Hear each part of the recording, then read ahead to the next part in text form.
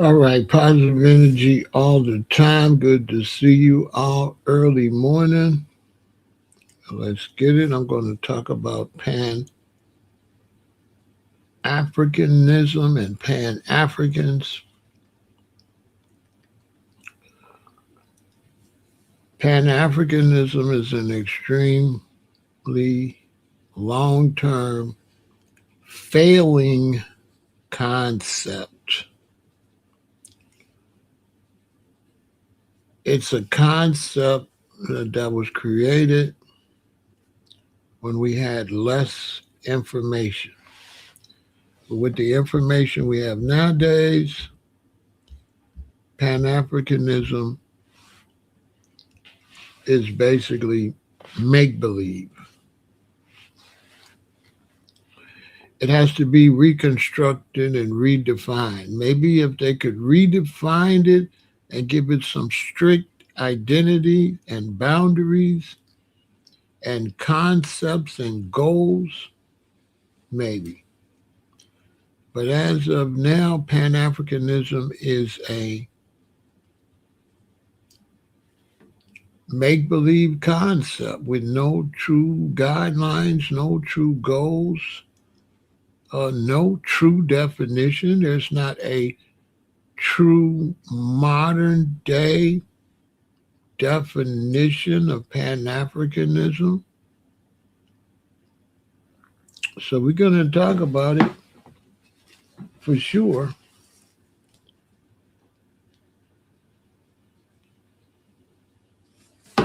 Let me go ahead and get in trouble. I was never really a Pan African, but I did deal with certain concepts about Africa.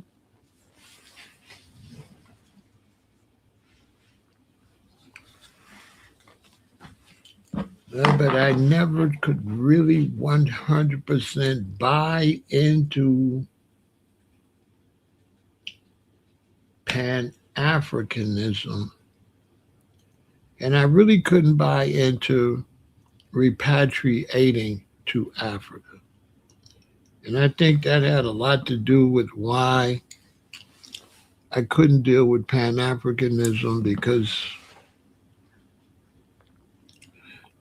the concept of moving to Africa was not a realistic concept to me. It was a make believe concept. I had too many children, too many grandchildren, too many relatives, and the concept of moving thousands of miles from my parents, my sister, and my relatives is straight foolishness. It didn't make sense to me to leave my people and go live with a bunch of Africans that's still with their relatives. That didn't make no sense. Why would I leave my relatives in the United States and go move to some country in Africa and live with people that's constantly around their relatives? Make that make some sense. So returning to Africa, which is a lot of Rastas talk about repatriation, it was a it's a cool thing to talk about back in the 70s or early 80s when you're trying to talk about Marcus Garvey. But when you actually look at what it would actually physically and economically take to do it, it becomes fairy tale, okay? It becomes an unrealistic old concept when there was less information available. It's not, a lot of Rasta was like repatriation is a must. There's 30 of them on an island. I'm exaggerating, but Jamaica's not like, the concept of transferring black people from Jamaica to Africa, even though it's impossible too. Imagine transferring 50 million black Americans to Africa. And black Americans ain't going to want to go to Africa. So the concept is a make-believe concept because you can't go to Africa. You can't go to Africa. So the concept of going to Africa is not legitimate. Think about it. Listen to the words. To go back to Africa. You cannot go back to Africa. You have to go to some particular country. Am I correct? You can go to Nigeria. You can go to Ghana. You can go to South Africa, but you can't go to Africa because there's no place called Africa. Not tangible. There's no tangible Africa.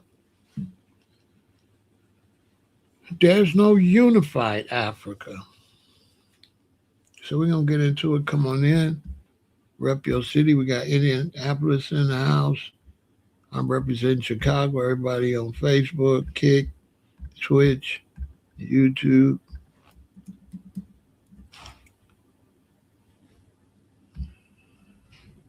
Let's get it popping. Fresno is in the building.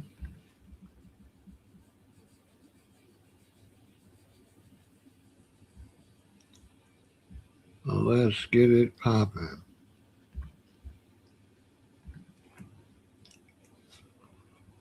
Come on in, come on in.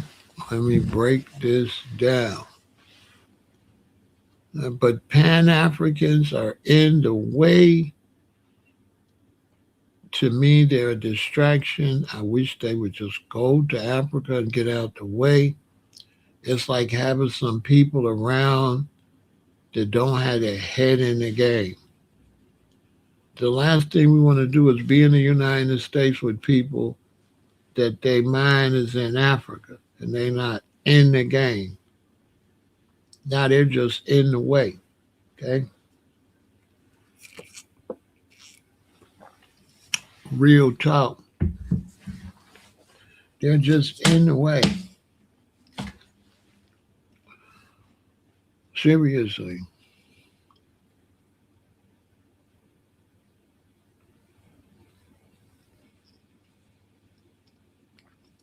The concept of Pan-Africanism has never been totally defined as to what are you supposed to do.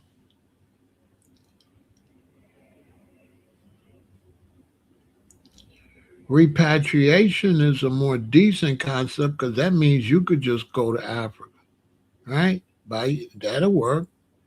An individual can repatriate to Africa.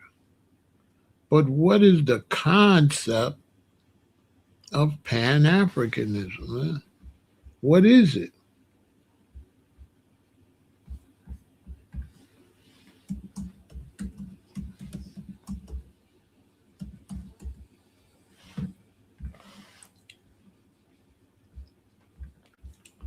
Let's look into it.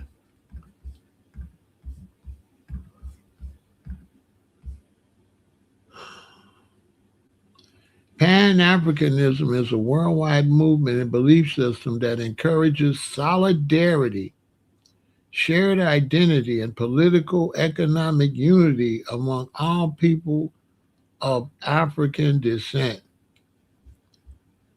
Now, that right there is a failure right off the gate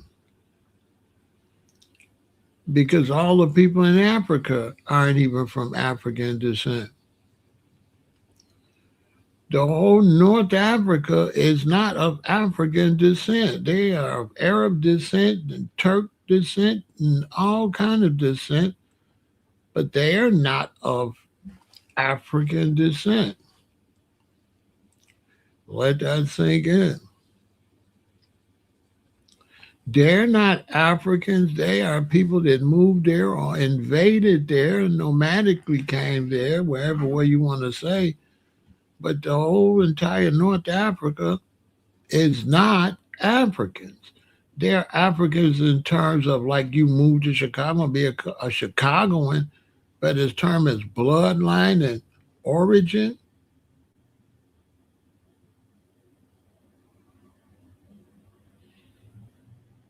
They're not Africans. you know, Gaddafi wasn't no African.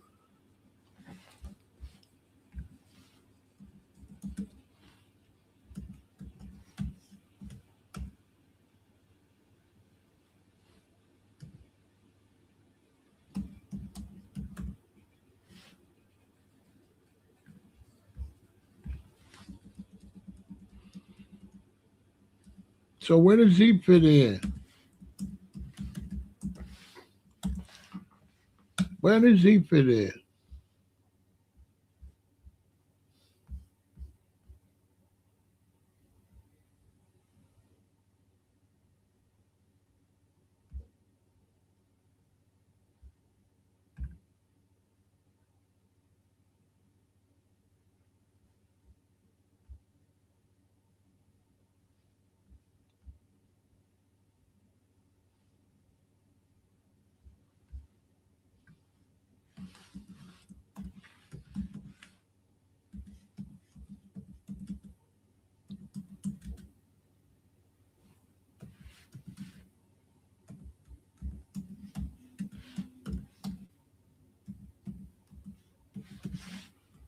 Make it make sense.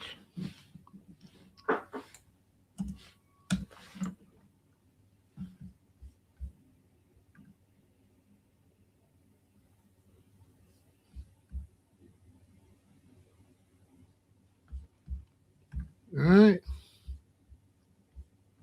He was an Arab in North Africa.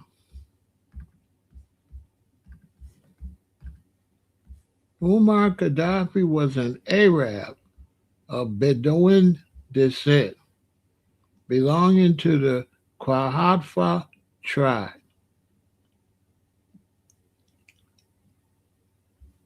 The Qahafah, a small and historically marginalized Arab tribal group.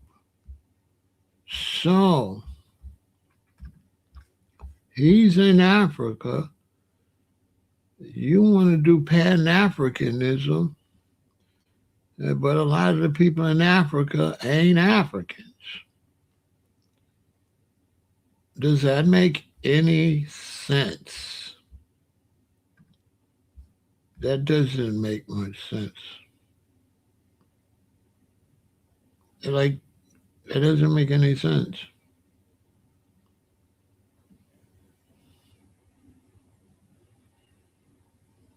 None. How are you going to be a Pan African when Africa's not even Pan African? Africa is all kind of people.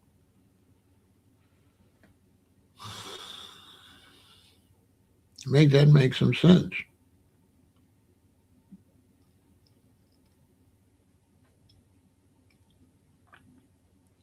I'm just saying,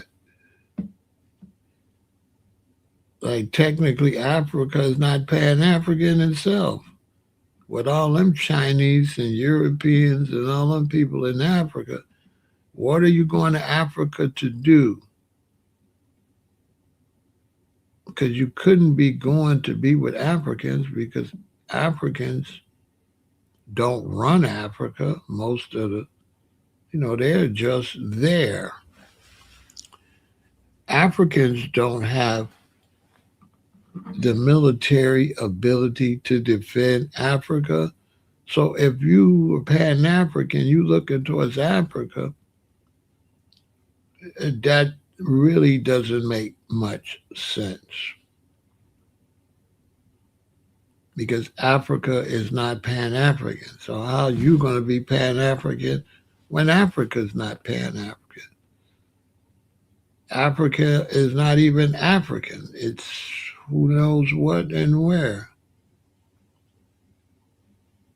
It's ridiculous. I've been trying to come and shoot down a lot of the concepts that we picked up when we had to go to the library. And we had to go to the library. Information was not as vast as it is now. See how I looked up Gaddafi and found out exactly what he was? You know how long you would have had to be in the library to do that? You'd have to get to the library, you'd have to go in the library, you'd have to go to the librarian to find out where's the books on Gaddafi. You'd have to go to the queues probably, you'd have to find it. He might not have a book on him, so you might have to get a book on Libya. You might have to scroll through the book. And how long is it going to be before you find that particular information? So they probably got their computer in the library too. But Pan-Africanism is just not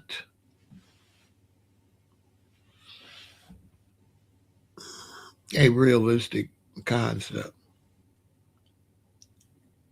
That's why you got a big Pan-African like Dr. Umar and a Pan-African like Sarah Seti that never ever panned to Africa.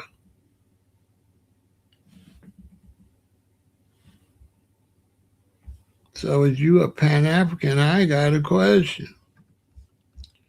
Which country you gonna pan to? Because you need to get out of here because you ain't got your head in the game. So if you as a Pan-African, we want you to pan, hurry up and pan so we can have a group here that's ready to stand on business. You know what I'm saying? We need, you know what I'm saying? We don't need nobody sitting back with red, black, and green on talking about all I seem to do is dream, dream, dream, dream, dream. You know, that's your favorite song. That's your big hit.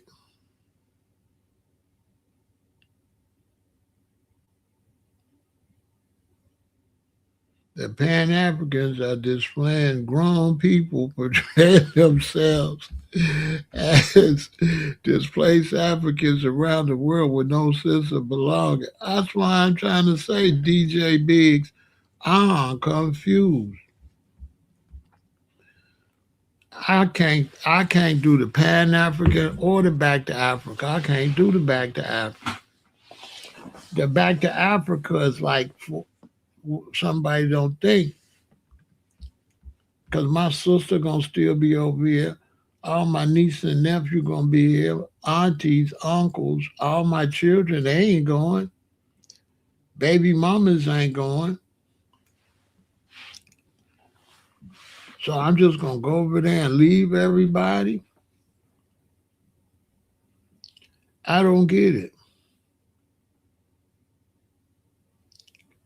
I don't get it, DJ Biggs. I don't understand Pan-Africanism. It seemed like a bootleg way to try to like sound cultural.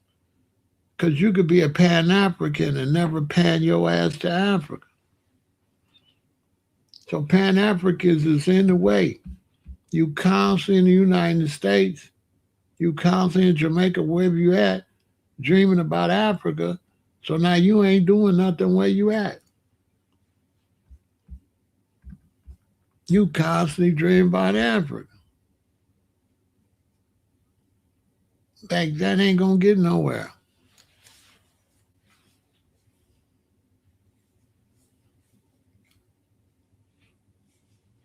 I've watched brothers sit back and do lectures about Africa and they have never left yet. Never, ever, never left. Let's look. Pan-Africanism has had mixed success in the U.S. I mean, even Google knew is whack. Google trying to be nice. It said it had mixed success. That's nice. In the U.S., while it achieved major ideological and cultural milestones. So it said, this is a big diss. Oh my God, this is a dish. This is a dish. Did you see that dish? Y'all catch that dish? It said, while it was something you was thinking about as an idea, right? Oh, ouch. While it blew up ideologically. Ouch. Hey, that's a diss, boy. That's a big diss. That's a diss. Or is it just me? Where the chat at? Chat. Am I tripping or is that a diss? It say Pan Africanism has had mixed success in the U.S. Wait a minute, you either got success or you don't. I ain't never heard of no mixed success. What is mixed success? Any of y'all ever had mixed success? What is it mixed with? Failure? Hey, this internet is kind of funny. Hey, oh, wait, I gotta think. Have I ever had mixed success? I ain't never had. I think I got cheated, y'all. You know what? I've been cheated. I've been cheated out of mixed success. Did everybody get mixed success except me? I got cheated because my stuff either worked or it didn't. I ain't never had it where it kind of worked and it kind of didn't. I ain't never had no mixed, mixed success. Is it me? Am I doing too much? I'm doing too much. I need to stop. I think I'm doing too much because mixed success, the opposite of mixed success is mixed failure. I'm trying to tell you, hell no. I ain't never had no mixed failure or no mixed success. Boy, this stuff here is crazy. It said mixed success. Well, what is mixed failure? I don't think I want neither one. Any of y'all want mixed success or mixed failure? I don't want those. They don't sound. They don't sound like goals. Like mixed success don't sound like a goal or a mixed failure. I'm tripping. I don't know. What the hell are we talking about? So Pan Africanism has had mixed success in the U.S. While it achieved major ideological and cultural milestones, such as inspiring the Black Power movement, Pan Africanism ain't inspired no Black Power movement. Wait a minute.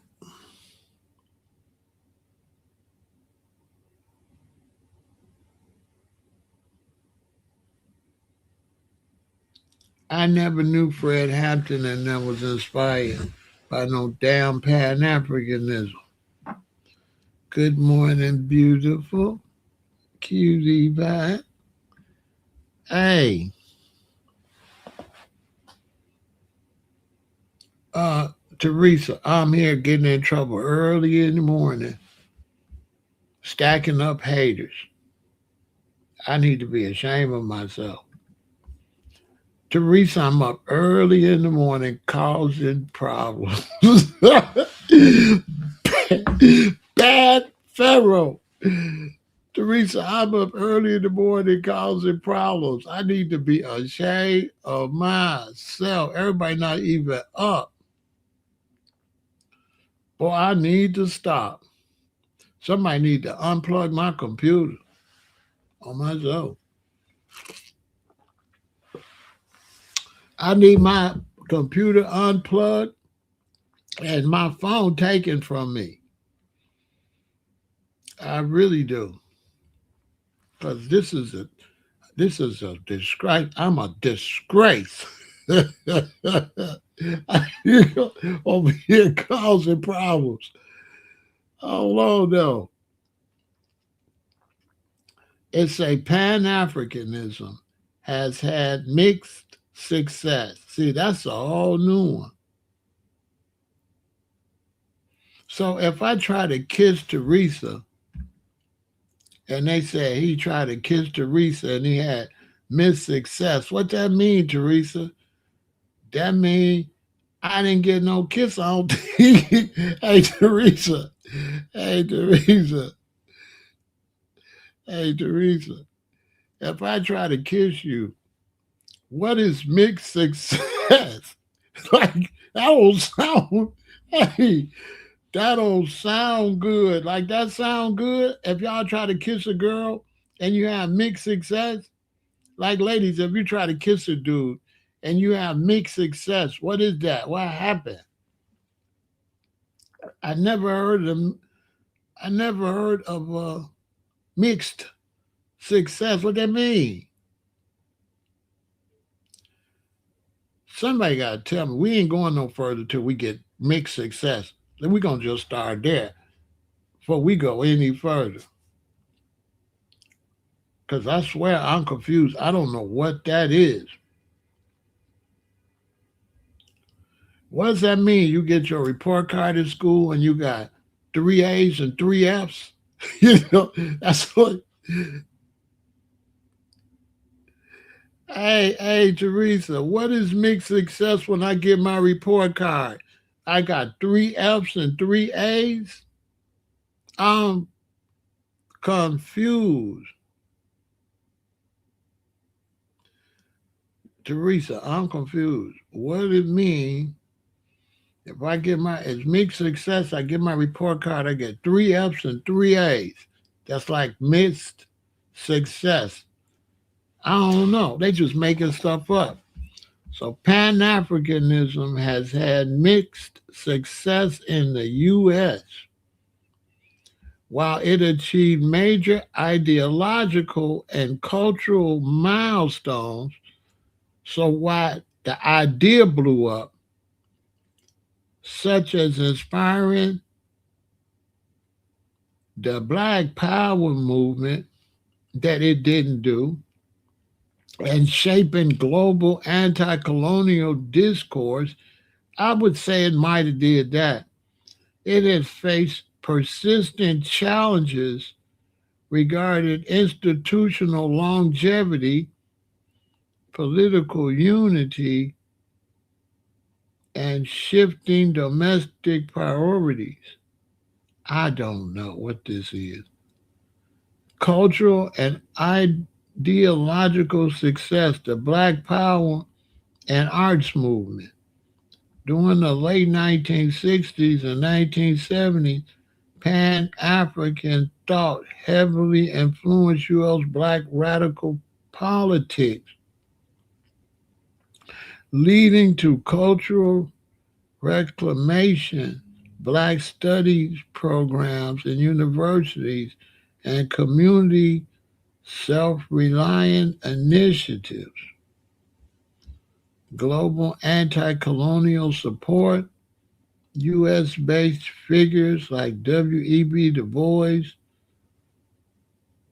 organized early Pan African congresses that laid critical intellectual groundwork for the decolonization of African nations. Okay, I don't. Okay, I don't know.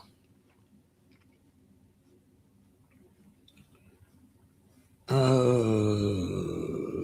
don't know. I don't know about that. I gotta go back and read that again later.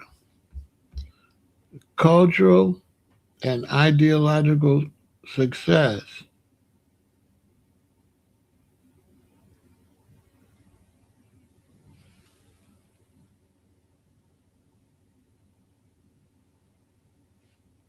Global anti-colonial support. U.S.-based figures like Du Bois. We read that.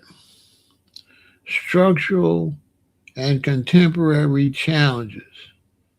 Shifting focus to domestic institutions. Many black Americans eventually prioritize building domestic, political, economic, and educational leverage within the U.S., such as strengthening historically black colleges and universities rather than sustaining a transnational political focus, fragmented solidarity, contemporary discussions on platforms like Reddit reflect mixed opinions, with some noting that modern cultural or regional divisions, diaspora wars between African Americans, Afro Caribbeans, and recent African immigrants can dilute unified political action. That was just a whole bunch of nothing right there. That was just a whole bunch of nothing. In other words, Pan Africanism is nothing. It couldn't even give no clear definition. It gave all these weird scenarios.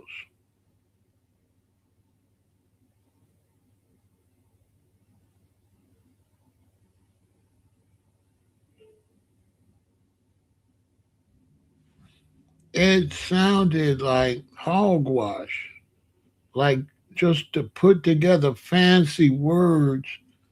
They do that in academia a lot. They do that a lot.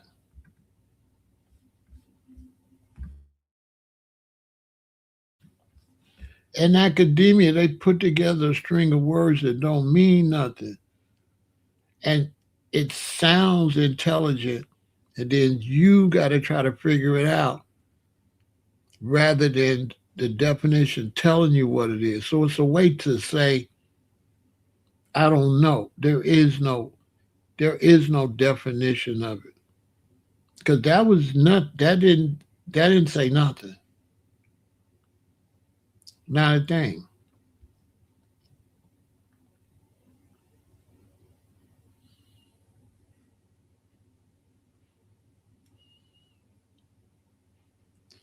Because coming up, Pan Africanism always meant ultimately the concept of going back to Africa.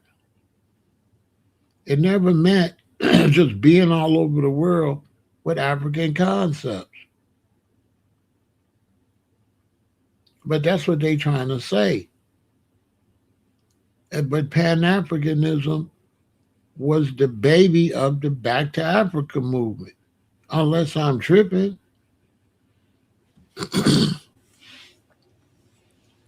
Without Back to Africa, there is no Pan Africanism. Every time you say Pan African, they show Marcus Garvey. What was Marcus Garvey talking about? Back to Africa. So we just couldn't say Pan Africanism is a movement associated with going back to Africa. We don't want to say that because don't nobody want to go to back to Africa. So we couldn't say that because that would equal Pan Africanism as some make believe stuff that ain't nobody want to do. So it gave me all this academia jargon. Like that was a whole bunch of nothing. I kid you not. This is why when your children go to college, you got to make sure they take classes that are going to show them how to use their hands or do something. Because they'll have them in there listening to stuff like that. They'll have you in college listening to a bunch of make believe stuff, and you can't get no job with what we just read. Nobody going to hire you with that information. You won't get no job with that. That was a whole big pile of nothing. In other words, Pan-Africanism is nonsense. It's an ideological bull crap. They don't even got no serious definition. They trying to mix it with the Black Power movement. And them brothers was not pushing no go back to no Africa. They was pushing food programs and survival right here in the United States. Fred Hampton wasn't pushing no back to Africa.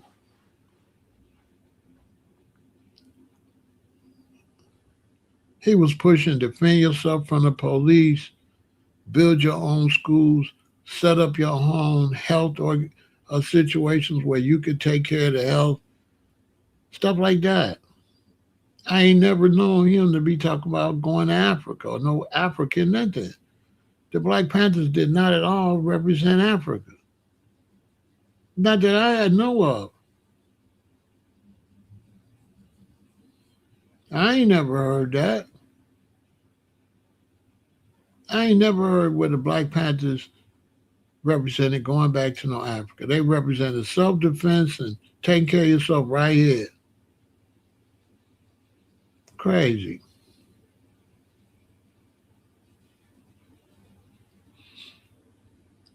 Black people,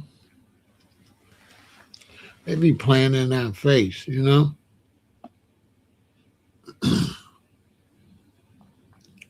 And so now that we're trying to get reparations, you got all of these Pan-Africans interrupting reparations. They're not really Pan-Africans, but they'll be anything to block the conversation of reparations. It's very unusual.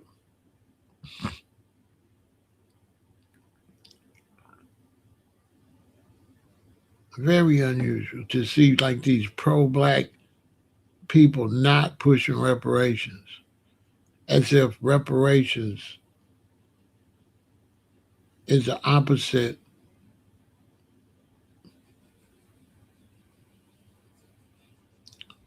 of Pan-Africanism or studying Africa. The reality is a lot of black militant types, like the Sarat Sunsetis, they don't really want you to be successful because their ideologies is built off of your failure. Their ideologies is built off of you being at the bottom and you got to fight white supremacy. But if you're doing fine, their ideologies is garbage. Their ideologies is only good if you can post a negative situation where they can talk about fighting out of the negative situation. If you're doing well, they don't have nothing to talk about. It's like pimping the struggle. You need a struggle to pimp overcoming the struggle. And as soon as you come with some concepts that eliminate the struggle, they don't like it.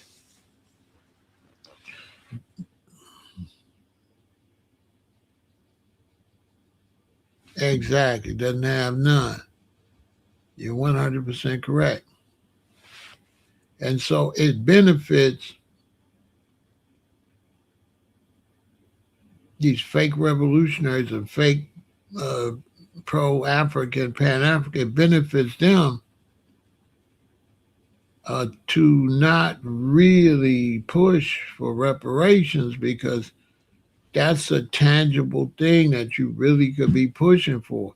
And they like to push ideology because you can make more money off of ideology because it's never going to get accomplished. So you can just talk black forever.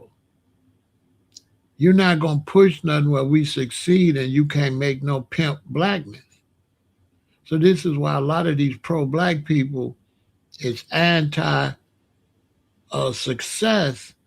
because success, they ain't got nothing to cry about no more. They get their attention off of crying about rising up. If you rise up, they ain't got no conversation no more. Seriously. And a lot of these pro-black people, they do not want you to get reparations. You ever notice Dr. Umar said he don't really want us to get reparations because his job is over. We get reparations. We don't need him no more. His whole hustle is off our struggling. If we stop struggling, we don't want to hear from Sarah Seti, Dr. Umar. They will be totally irrelevant. Everybody will be all right. Nobody want to hear all that fake hooping and hollering. You could tell them I said it. There ain't no difference than the Christian preacher. The Christian preacher loves sin because now he can get you to repent. He don't really want you to live righteous. Because if you live in righteous, you ain't got to go to church and repent. These is facts. These people be pimping suffering and pimping negativity so that you can have something to fight for. I'm telling you. Reparations, think about how many black dudes that be talking about our pain and suffering. Think about how they won't be able to talk about nothing if we get reparations. They'll be finished. What can they talk about if we are right? The only way they can make money if we not all right. They make money, they get attention off of us not being all right. That's a fact.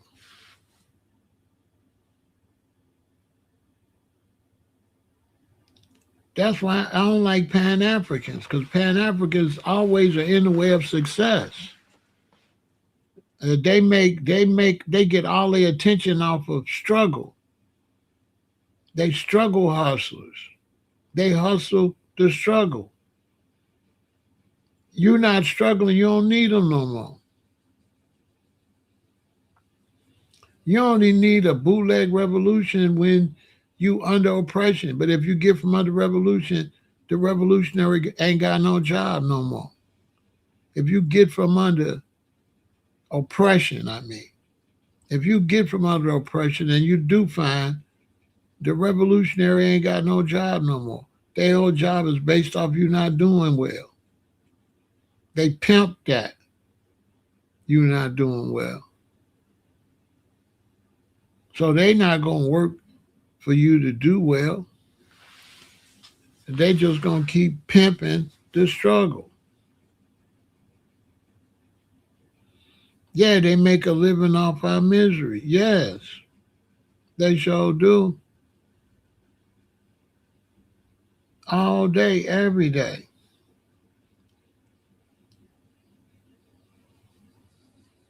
If you look at Pan-Africans, they don't never push no type of unity because there is not no Pan-African unity.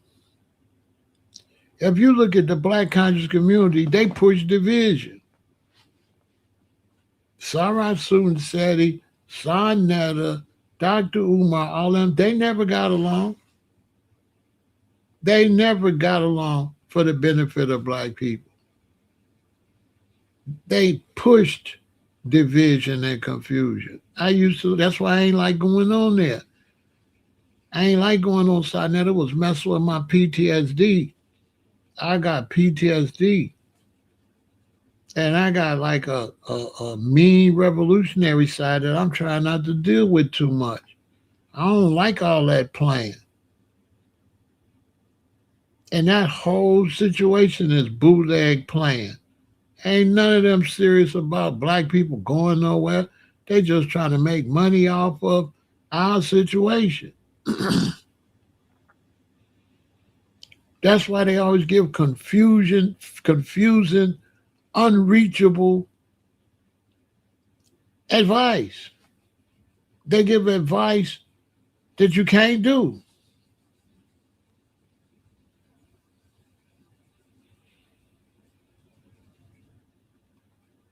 If you watch a lot of them, they never come with nothing simple, no simple economical plan. Not a one. Not a one of these black hustlers ever come with a simple, economical plan. Not one of these people that say we need unity ever come up with economical unity. Because the number one unity you need is economical unity. When you go to work, that's economical unity. All y'all at the job is united to make sure that the job works. Whatever that job does, whether it produces, whether it pushes paper, whether you're a postman or whatever, you all come to work for the mail to get delivered. They will never break nothing down that simple for black people because they be pimping black people.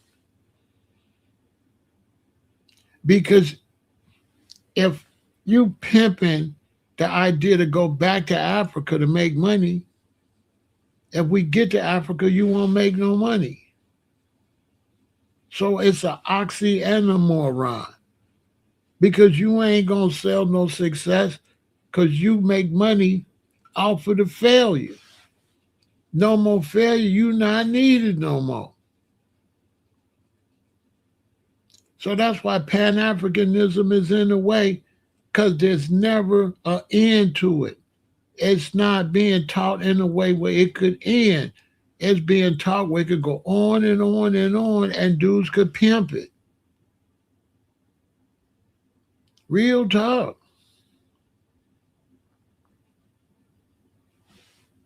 It's been failed years ago, but they still pushing failed concepts.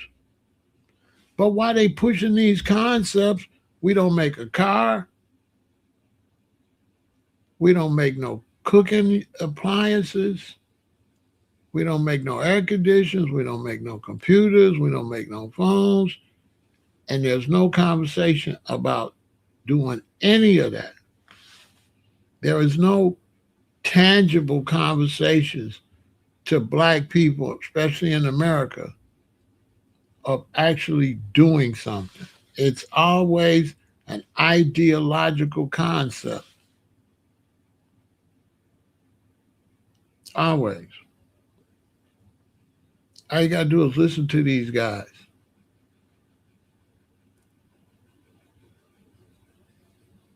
They doing this. They using black consciousness just like the church used Jesus.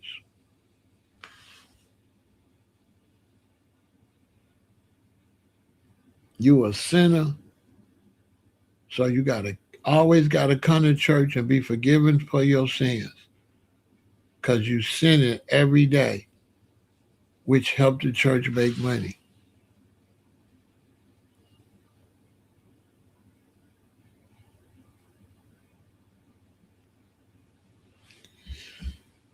Reparations should be paid to our young men for mass incarceration by the statute that was unconstitutional and were given long time in cages. Yeah. The thing with that is, I know some young men that would shoot you in the head and rob you. I know some young men that'll break in your house, take everything you got. I know some young men that'll carjack you and shoot your wife in the leg. So, that's a whole nother story for another day. They function in a way to be incarcerated.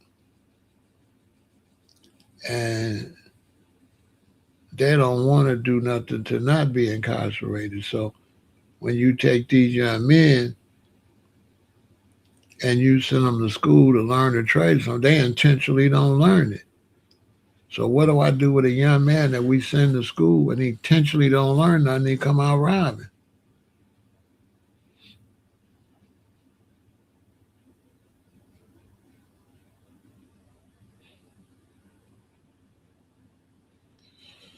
So yeah, prison, they say prison is unconstitutional, but robbing me is unconstitutional, carjacking me is unconstitutional, hitting my wife in the head with something and robbing her is, I mean, They not innocent. Okay, you didn't say that. You didn't say that. But I sold substances, but substances unalive people too. So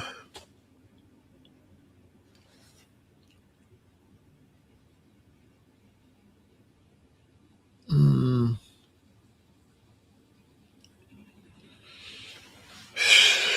that gets.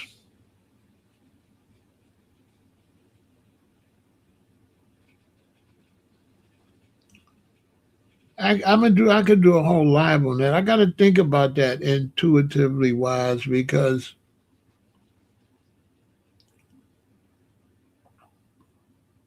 I was in the game and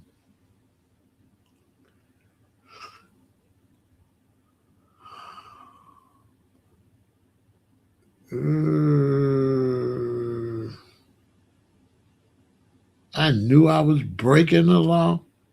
So then when I get caught and locked up for something that I knew was illegal, mm, I got to think about that one. But for sure, if you took your foot off of that, it would become a pandemic and an epidemic, for sure. If it wasn't for the fear of going to prison, those substances would destroy whole nations. Because addiction, they talk about the substance, but they don't talk about the addiction. The addiction of the user will destroy your society. So on one hand, you don't want to punish the seller, but the destruction that the seller has on the user, you won't have no society. Yeah, you won't have no society if you could just sell that stuff openly like that. Yeah, that's the problem. The addiction.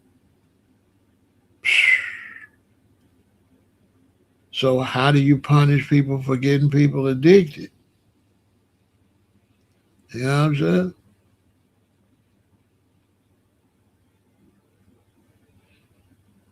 Like, how do you deal with that?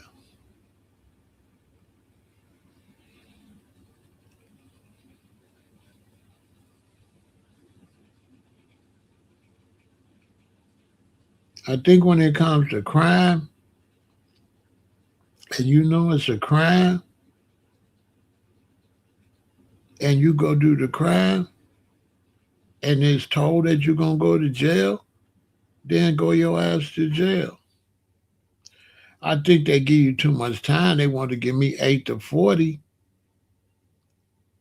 but the amount of stuff I had,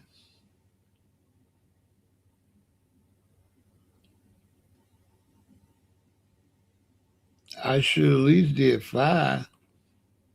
I shouldn't be able to do no less. I should be able to do maybe up to most 5, but the amount of stuff I had, I can't see me doing no year. I was seriously breaking the law.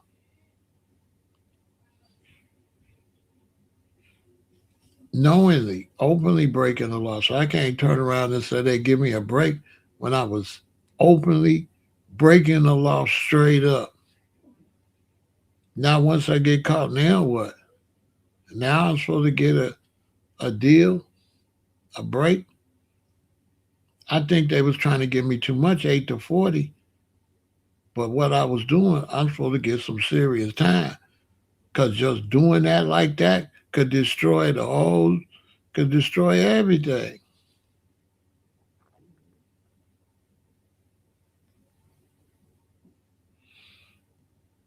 And so, in terms of knowing how much time you gonna get and still doing it, how can we say you ain't supposed to get the time? If you know you're gonna get the time and you still do it, you can't say, well, this ain't fair. Bro, you knew how it's not fair. It's not fair if you don't know how much time you're gonna get and you do it and then you get 10 years. But if you know this carry 10 years and you do it, bye. You knew it carried 10 years. Now you can't say this too much time.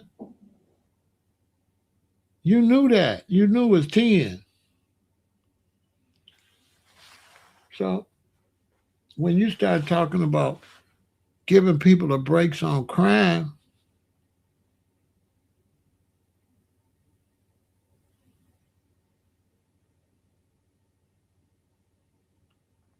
people don't choose to be addicted. People don't choose to be addicted. They get addicted. You understand?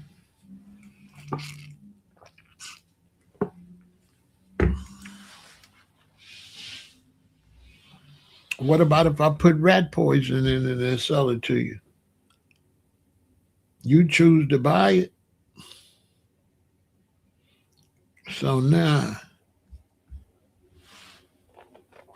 what you're talking about is the collapse of society.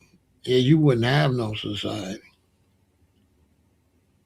Just to be honest with you, what you're proposing is no society, because that's what you would have. You would have no society, absolutely none. Without a threat of punishment for doing wrong, you wouldn't have no society. That's for sure. None.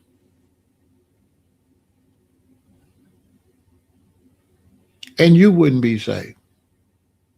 Because if I'm allowed to sell that stuff, you know they're going to bust you in your head and take your money to get it, right? You know they're going to unalive you to get it, right? Or maybe you don't know that part. You know if they get addicted, you know they're going to unalive you to get it. Do you know? Are you aware of that part? You cool with that? Because that was going to happen. They sure going to unalive you, your children, your wife, your mama, your daddy to get it. You cool with that? Because I don't think you thinking this through.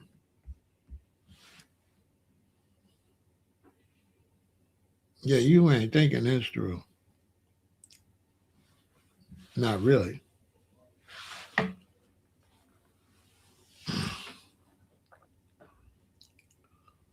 But getting back to what we was talking about,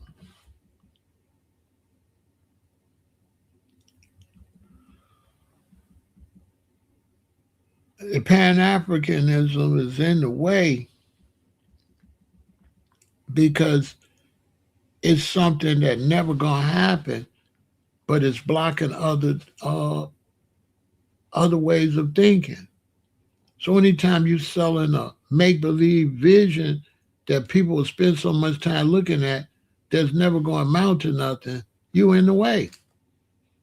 Because you're selling people fake bird seed.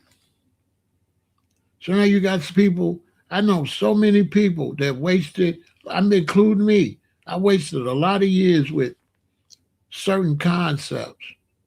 I didn't totally waste it because I kept doing what I was doing, but I wasted in terms of thinking about it. I never should have even been thinking about Pan Africanism at all. That was a total waste of brain space.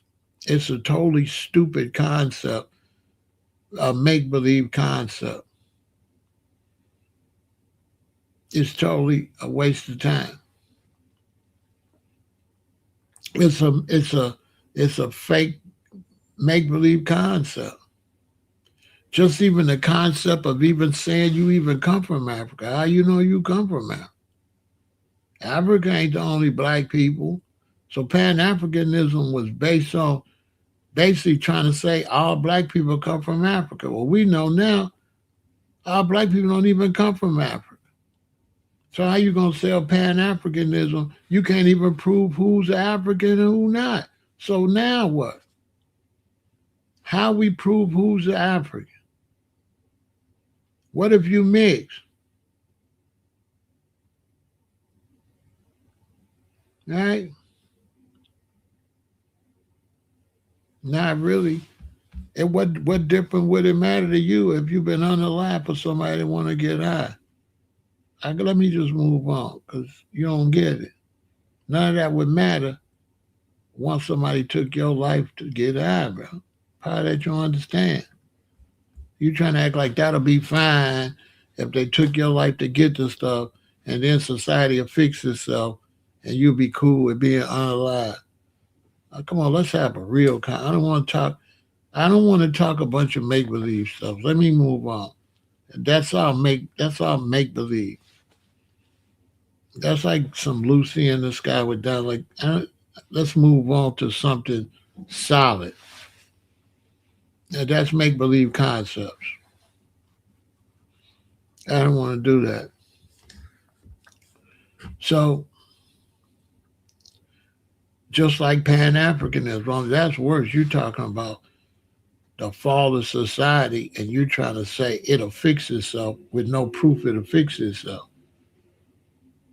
You don't got no proof that that will get straightened out. So, back to what we talking about without being distracted with that conversation. Pan Africans are in the way because when you see people saying they want reparations, which is some tangible, real payment for real suffering for people that didn't get paid, like people worked, people picked cotton for many, many years. They sold this stuff and made a lot of money and people to get paid. So this is a real thing. So now what you do is you come with Pan Africanism to block reparations. You come with Pan Africanism to block reparations. This is why you don't see Sarah Seti going hard for reparations, because he pushing that fake Pan Africanism. How could you push that and call yourself a revolutionary and push that over getting justice for your people that work for free and call yourself some type of leader or general or something, and you pushing the ideology over a payment that's due?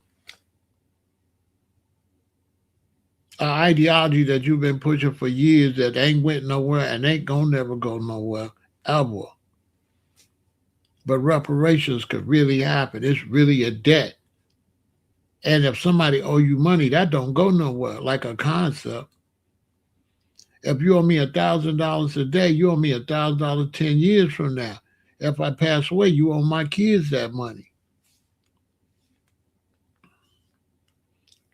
And that's what I don't like about Pan African. Look, Dr. Umar's a Pan African, right? When he asked about reparations, he said, don't give it to black people because they ain't going to do nothing but blow the money. But black people gave him a whole bunch of money for a school, and the school ain't open. Now, this is the Pan African. He didn't say, yeah, give them the money because look how much money that they give me for the school. So reparations would mean more money they would be able to donate to the school.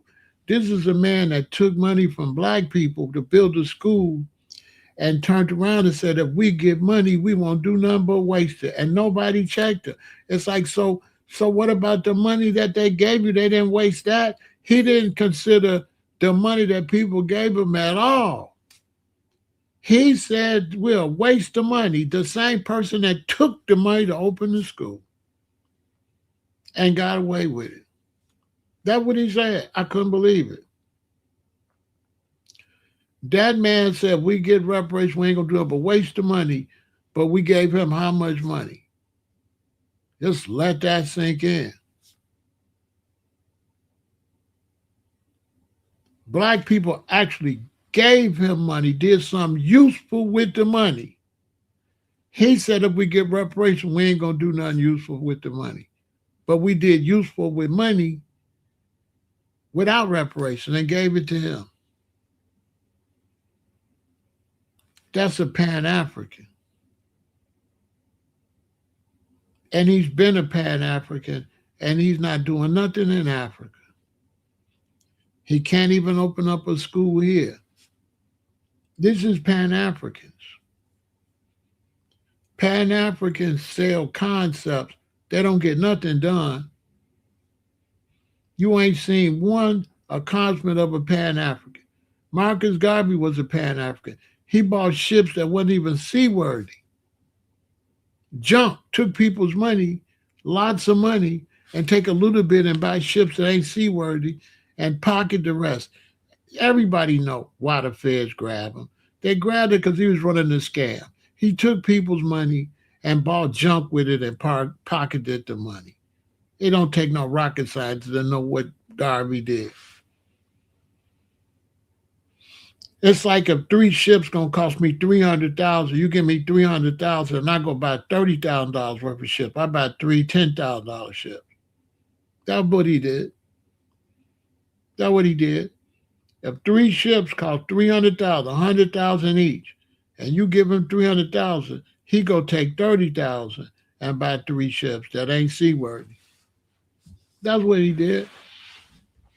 And the feds hid it and told him, we'll let you out, but you got to shut up, but we're going to tell people what you did. The feds never told the details of his scamming as long as he shut up. And he got out and he shut the hell up too. And he ran to Canada and never said nothing else. Because if he would have opened his mouth about any more pro-black stuff, they was going to lock him up and they was going to tell everybody what he did. That's Pan-Africans. They ain't nothing but red, black, and green preachers that collect money for Jesus every week. Same scam. Scammers. Using Africa to scam. Same way that preachers scam to tell you, make it super important for you to deal with Jesus and pray and repent, all that. The Pan-African, it was super important to be pro-black and buy this, buy that, buy my lecture. What I'm talking about, you know what I'm saying? Like Sarah Soon said, he's a Pan-African, but selling you fake comedic fairy tale stories about some gods at Kemet. Like some totally non-useful information. I know because I read all that stuff. Why you think I don't talk about this? That stuff is, all that information on ancient Kemet, it ain't worth 20 cents. There is nothing you could do when you read on ancient Kemet. There is nothing there that can benefit you today. And I mean absolutely nothing. Now, it's all right, something to talk about if you just want to get into some mysticism and stuff, but it ain't nothing I would charge you for. I wouldn't sell you that shit. That would be a scam. I'm selling you some stuff, a DVD or something that ain't worth 20 cents. It's cool if you're listening to it for free, but to go buy that junk he's selling them lectures ain't worth nothing. Them lectures ain't worth nothing. I really do. I know all that stuff. Stuff ain't worth 20 cents. The only knowledge that's worth money is knowledge that's transferable into the future. Like knowledge about how you cure a cold, or how you take something for an upset stomach, or how you take something for a headache, and what you eat to help get more calcium, what those type of things. Things about medicine and things like that. But things about some god, some ancient god or something, what's that really worth? Nothing. It's junk. It's all junk. I went to see Dr. Yosef Ben Jacquin, and if you read his books, it's going to be interesting, but it ain't going to do nothing for you. I ain't supposed to say that. I read the African origin of 3 major Western religions, Black Man and Allah. That stuff ain't going to do nothing for you. That's just, it's something you could do, like if you're just trying to do something unimportant. I can see that. If you just want to do something unimportant, just, to have yourself something to do. But as far as it being tangible information to accomplish something, no, it's fables, it's trash. It will not do anything that enhance your life at all. Nothing. The Bible is better than that stuff because the Bible kind of teach you how to act, show you people that went to different countries and made mistakes and stuff like that. It's got some real like life lessons in it. But them ancient comedic readings and stuff, it ain't nothing in there could help you. The Bible's way better by far. The Bible got real life stories can help you make better decisions in life. That ancient comedic stuff is a bunch of hogwash. It ain't nothing can do nothing. Can't nobody tell me I read that when he was a baby. That stuff is trash. It cannot benefit your life none. I'm telling you, nothing in there could benefit you.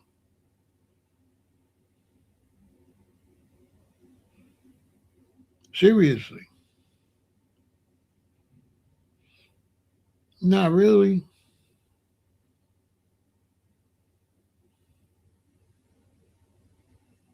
Not one bit.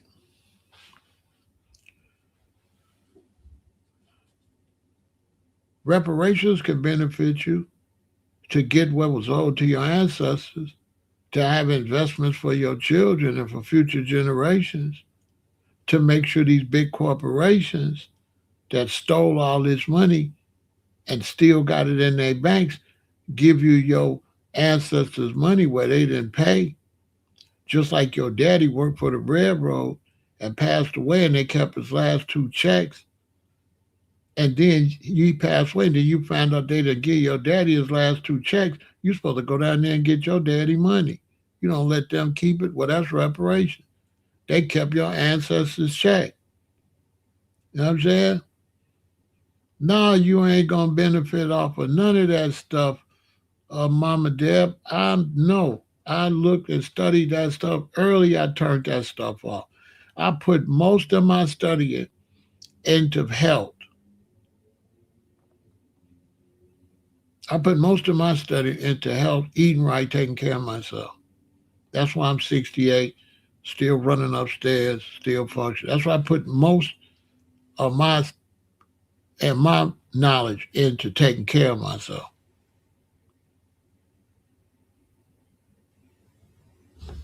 And even when you do that in this society, you can still have problems because the society's so toxic. So if you ain't working extra hard to take care of yourself, you ain't got a chance in hell because you're surrounded by toxins and poison. You still might be messed up in this society, but you'll be better off if you ain't doing nothing. But all that make believe stuff, it's all right, but you can't be putting no real serious emphasis into it. And so now when we start talking about reparations, that's a debt owed, and somebody else is fighting against it, but they talk about some old fables and stuff. Just let that sink in. They ain't pushing reparations, some real money, something that can help economical development, something that could you could get from the system where you can have housing and farms and transportation and businesses. No, they gonna lack on that and be talking about a whole bunch of fables and a whole bunch of gossip because a lot of these people they just on the internet trying to make money and they ain't even standing on what they own. Like Sarah Sunseti, he didn't turn to a gossiper. He ain't really pushing no black knowledge or nothing like that. He just on there running his mouth and he ain't even good at it. He not really good at it. He ain't got nothing to bring to the community. That man like that's supposed to be standing on reparations and Foundation of Black America 2 or 3 times a week to make sure his people get their money. He talking about some bozo stuff. He ain't even standing on reparations call himself a general. He a disgrace. Like I'm real disappointed in him. He's a total disgrace to me. A disgrace to his race. He's a total disgrace to to any type of knowledge or any type of strength when it comes to leading his people. He's a damn disgrace. That's why I be dogging him. Because I would have had higher expectations for him. I would think for sure he gonna beat the drum on reparations hard. He's soft like baby boo boo. Always talking about banging on the beach, remember? But when it comes to reparations, he ain't banging on the beach for no reparations. Now he's soft like a little puppy. That's because the concept of Pan-Africanism and stuff is based on you failing. If you succeed, you don't need Pan-Africanism. So they like you. The concept is based off of you losing. If you win, they don't have no more, there's no more need for them. So they push losing. That's what they push. I'm telling you the mental behind it. They have to push struggle. They can't push success.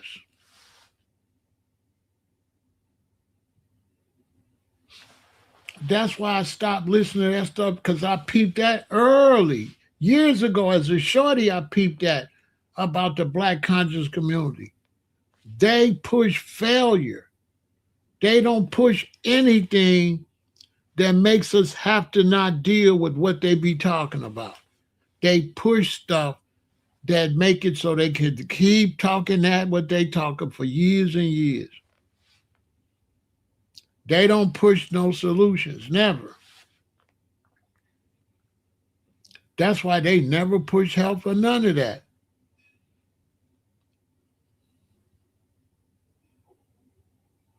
You understand? Like this loser right here. It's the perfect example. He always in our business because he's a loser and he mad whatever he pushing, it ain't gonna never go nowhere. You understand? So he's over here with a fake name. He troll me all the time, right? Like a girl, right? Now this dude is extra feminine because don't no man troll no other man like a girl, right? So he trying to talk some strong stuff while acting like a little girl because most people, they'll just go on and move on with their life. But this girly dude, he follows me constantly. I block him, he come right back like a girl. Now, how can a girly dude like this that's trolling a man do anything for our sons, our daughters, or our community when he girly trolling somebody that don't want to be bothered with him? Now, how can he help us?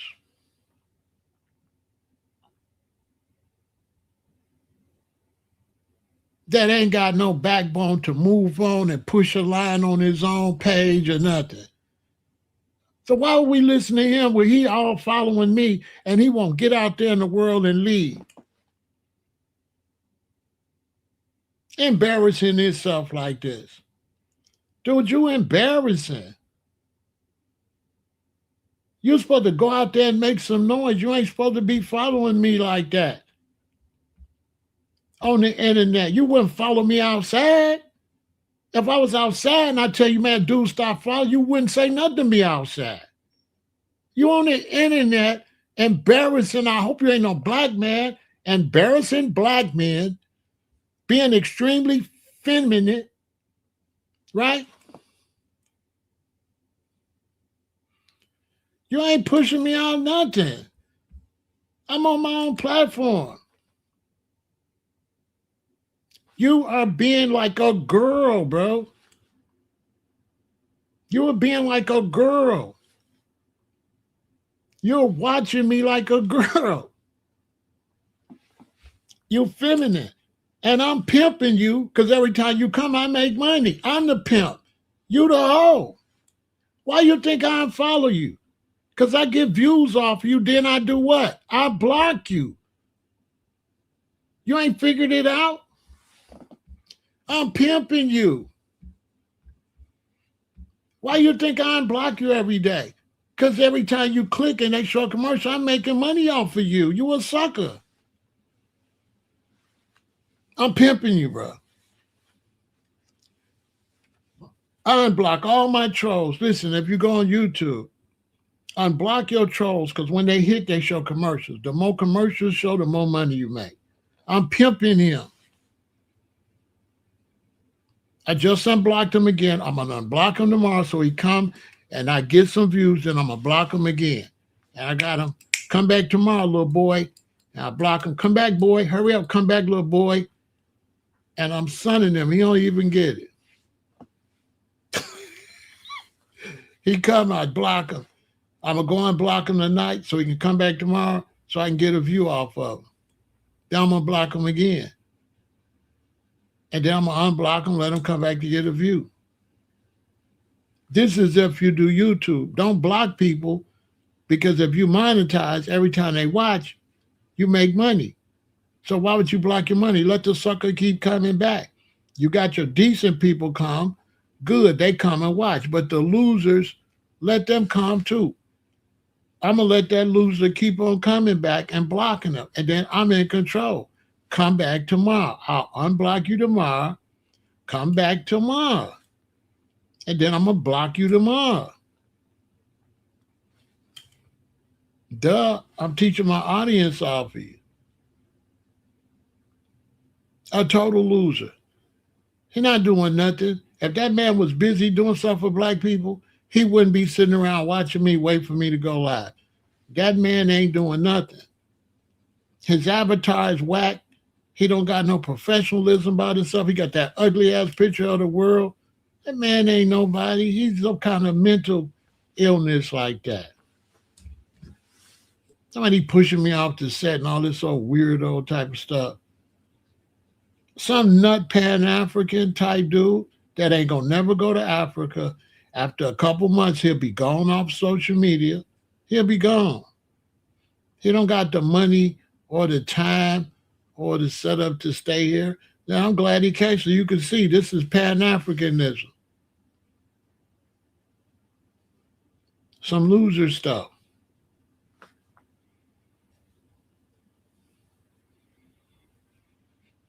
Straight up, a straight loser. Get on social media with concept.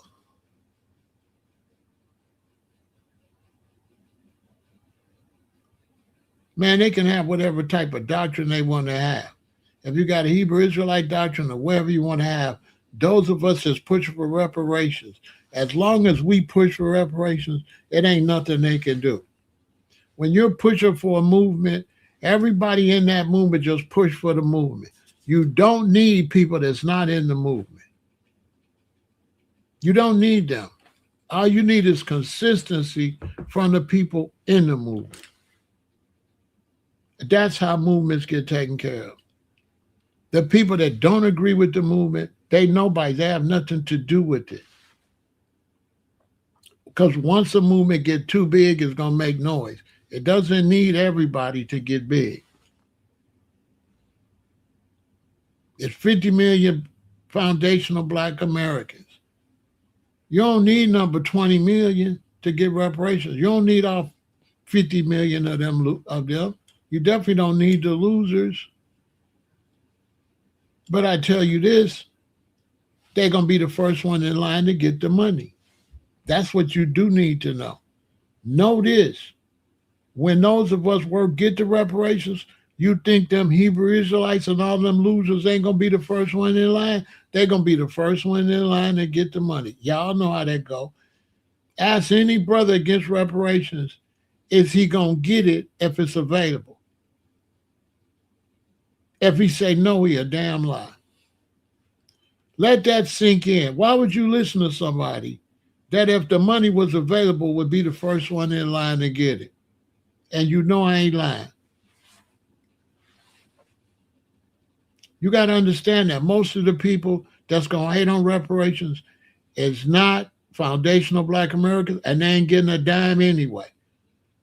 They're from the Virgin Islands or somewhere. That's why they hating.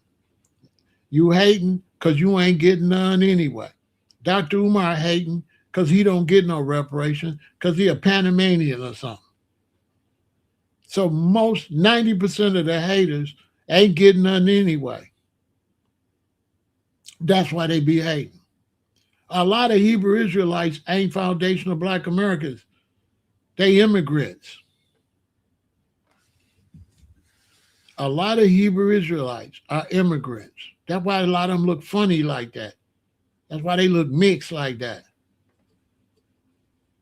They don't be foundational black Americans. They be mixed. That's why they be talking about Shemite and Hamite and all that trying to run the gang. Bro, shut up. Your mama white. Your mama's an Arab or something. Stop. I ain't against being mixed, but a lot of Hebrew Israelites are not foundational black Americans.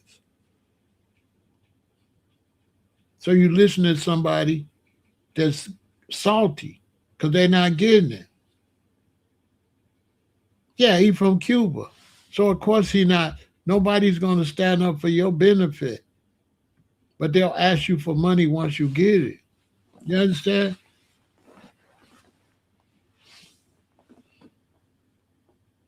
So what we do, we just push what we push.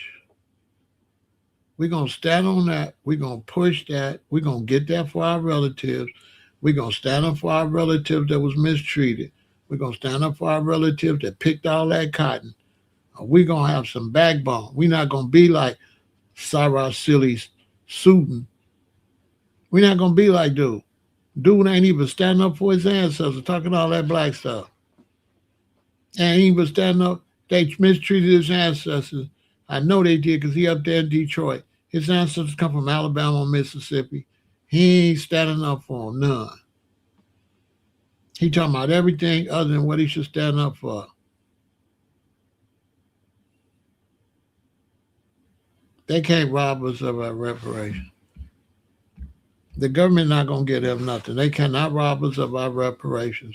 You're not getting reparations without your lineage, without your paperwork. So the idea that reparations is just something somebody giving out, don't listen to that, Michael. They cannot get anything. You will not get reparations if you cannot trace your family to slavery. You do not get a check if you can't prove you did the work. They can get nothing. None of you can get nothing if you can't trace your lineage. You're not getting reparations. You're not getting paid for slavery if you cannot prove you was in slavery. You're not getting nothing.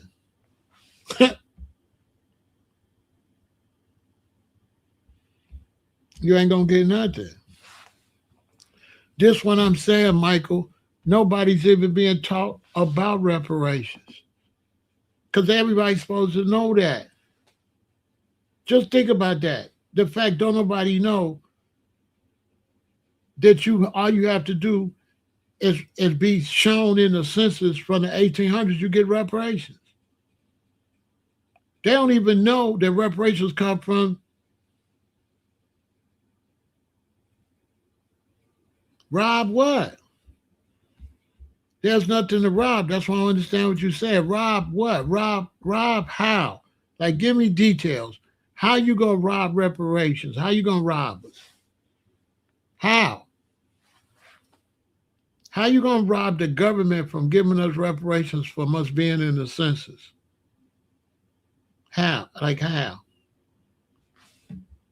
How? Like, give me some details on how you gonna rob the government for paying people that's actually traced in the census.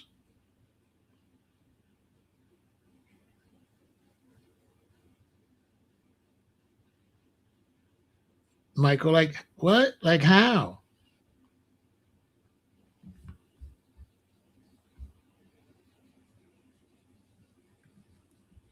Bro, it ain't gonna listen, let me explain something to you. The government's paying. If you go and you cheat the government and they give you money, you're not robbing me. You're robbing the government. I still get my money. So if they give the money to the wrong people, that ain't got nothing to do with my money. So they're not robbing me if they cheat the government. If the government give out 30 million reparations check, and 10 of them was fraudulent. What that got to do with the other 20 million? We still got ours. The only way they can rob me is if they get one and I don't get one. That's not going to happen. That's not going to happen. You're going to get yours regardless if somebody get extra ones. So that's not robbing us if they get extra ones. That's what I'm trying to show you, Michael. If they get extra ones, it's just like if somebody go file for welfare and you file for welfare and you get welfare and they get it, they don't deserve it. They didn't rob you, right? Right? If somebody get food stamps and welfare that they don't deserve and you got yours, they didn't rob you. They robbed the government, but they can't rob you. They can't rob you because you're still going to get yours from the government. So the only people they can rob is the government. They can't rob us. Now, for y'all watching,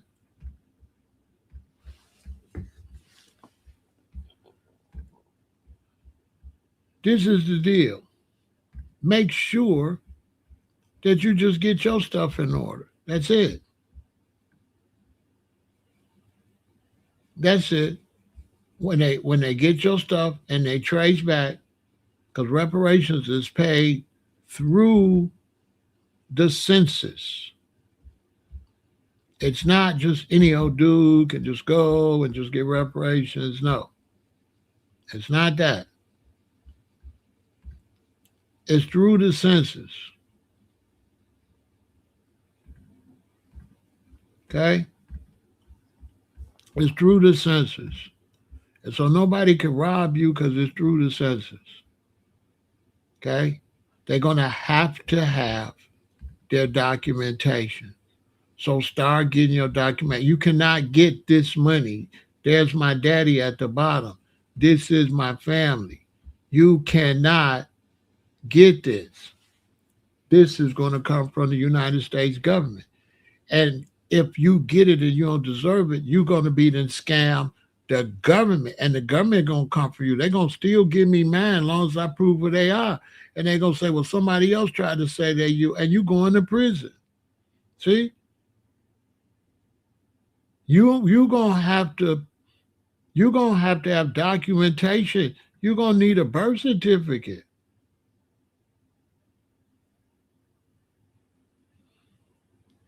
You're going to need a birth certificate. They're not just giving away money. You know what I'm saying? They got to find you in the census. Social Security know exactly who you are. Okay? Social Security know who you are. You got a Social Security number, right? All right.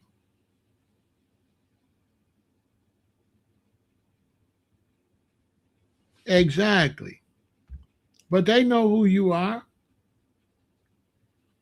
They got your Social Security number. And if you go use my Social Security number and I go down there with my Social Security number and they know it's me, they're going to give me my money and they're going to look for you and they're going to lock your ass up for a long time. Because you stole their money. You can't steal my money. You can only steal from whoever person gave it to the wrong person. So if the government give the money to the wrong person, you rob the government.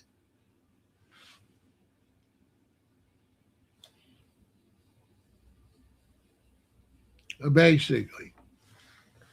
They're not going to rob nothing. They're not going to do nothing. They ain't going to get no money. And if they do, they're going to prison. Because not only do you got to get it, you got to cash it. It's going to be a lot of information lead right to your address. Where you going to bank at? What bank you going to walk into? They ain't just, you know what I'm saying? You going to prison. You try to scam the U.S. government. Good luck. Good luck with that. Go ahead. Scam them. So no, they're not going to do nothing for us. My point is, We need to make sure we get it. We need to stand on business and get it. That's all we need to do. And as foundational Black Americans grow, and as the pressure grow, that's how you get things done. You'll definitely get it. You just got to get your numbers up. See, when your numbers is low, it don't look like you're going to get it. But when your numbers is up, then everybody get to talking. For example, foundational Black Americans is growing. Slowly all on the news. They calling us foundational Black Americans. They wasn't calling us that 2 years ago. We already making headway. We are changing our identification. By next year this time, we will be foundational Black America on the census. And when you look at the census, it's going to say foundational Black American, and then them other blacks going to have to check that. They're not going to be able to check that they us. They're going to separate us from the other blacks, and they are going to separate heritage white Americans from the other whites. They're going to separate whites too, because heritage white, the whites that been here, they want to be separated too. The whites that been here is riding with foundational Black Americans. That is a fact. The whites that been here say foundational Black Americans have given them a good idea. And now they want to be heritage white Americans. And they want to be able to get things that whites that came later can't get. Look it up. The census is going to say heritage white American, foundational Black American, and then white, and then black, like that. That's what it's going to say. I'm telling you. Look it up. Because them whites want to be identified. Like, no, we the ones fought in the Revolutionary War. See, we the blacks fought in the Revolutionary War. We want to be identified by that. Because that's going to make a difference when it comes to how much the United States government should respect your lineage. The United States government got to respect your lineage if you was the one here from the very beginning. And they willing to do that. And there'll be all type of perks for those of us that been here the whole time. We're going to get different treatment. We're going to get more Social Security. We're going to get more benefits. That's a fact. That's going to be into effect. Believe that. And all y'all is in the census, the 18-something census. Y'all in there. They can find your family right now. They got a brothers and sisters that you can contact right now. They'll tell you all lineage. All that paperwork is still there. They even got the slaves from your family. They got the records of when they were sold.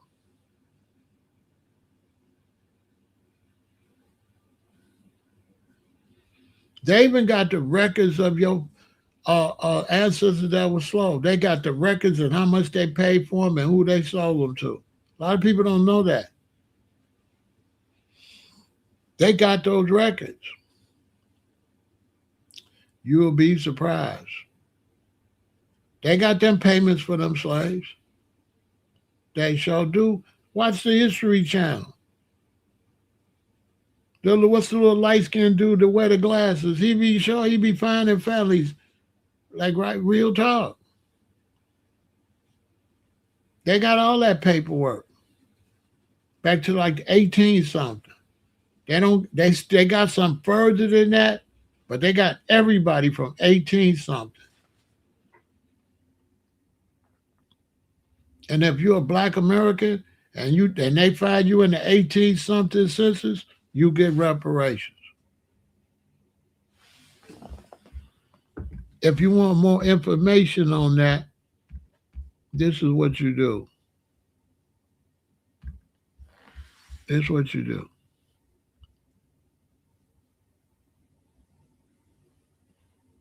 Go look at the experts if you want.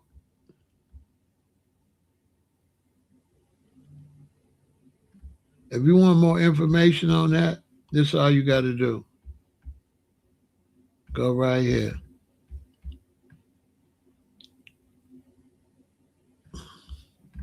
This is all you got to do. Watch information from them and tell you everything. Yeah, Henry Louis Gates. But if you want information on that, this way you go. Go follow them. Go watch all their videos. You'll know the whole deal. We have scholars that have already done the work. A lot of people don't know that. The work has already been laid out.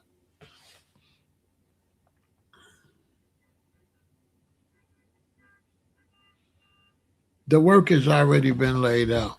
For me, it's a walk in the park, but the work has already been laid out. Okay? It's not as far back as you think. Exhibit A. It's not. It don't take much. This is my mother's grandmother. This is my great grandmother. What did they say? 1876, right? 11 years after slavery. Checkmate. Run my check. Am I wrong? 11 years after slavery. There go my reparations check right there.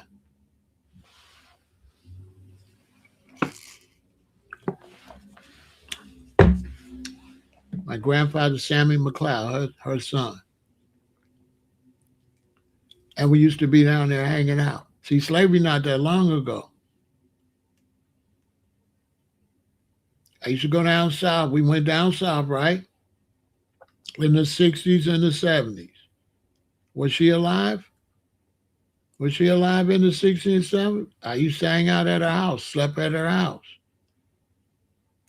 She born 11 years after slavery.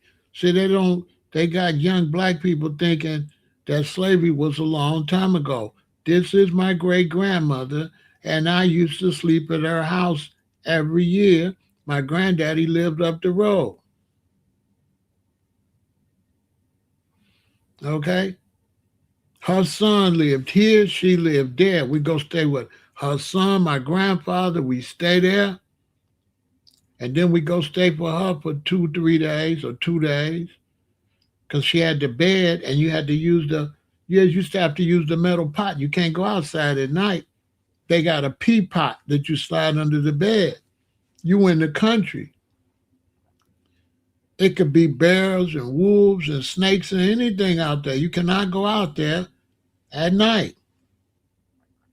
You don't go outside till you hear, until you hear the roosters. You don't go out there. 1876.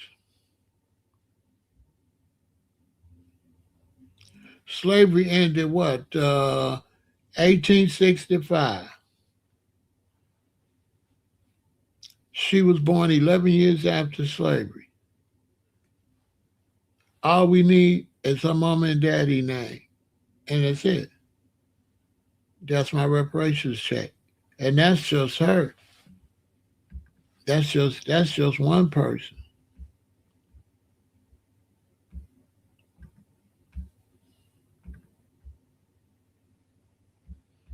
That's just one person. Then we got all the information on my daddy's side. So on my daddy's side, we got my granddaddy, and we get reparations on his side. We got all the proof who the family is. That's my mother's side right there. It's my mother's grandmother. This is my daddy's daddy. And we got all the information on his daddy and his daddy's daddy. We got somebody down in Florida gathering everything. Right?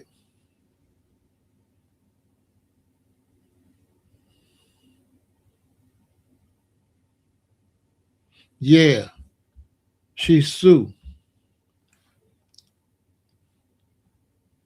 Yeah, she was a Sioux. But her husband was an African.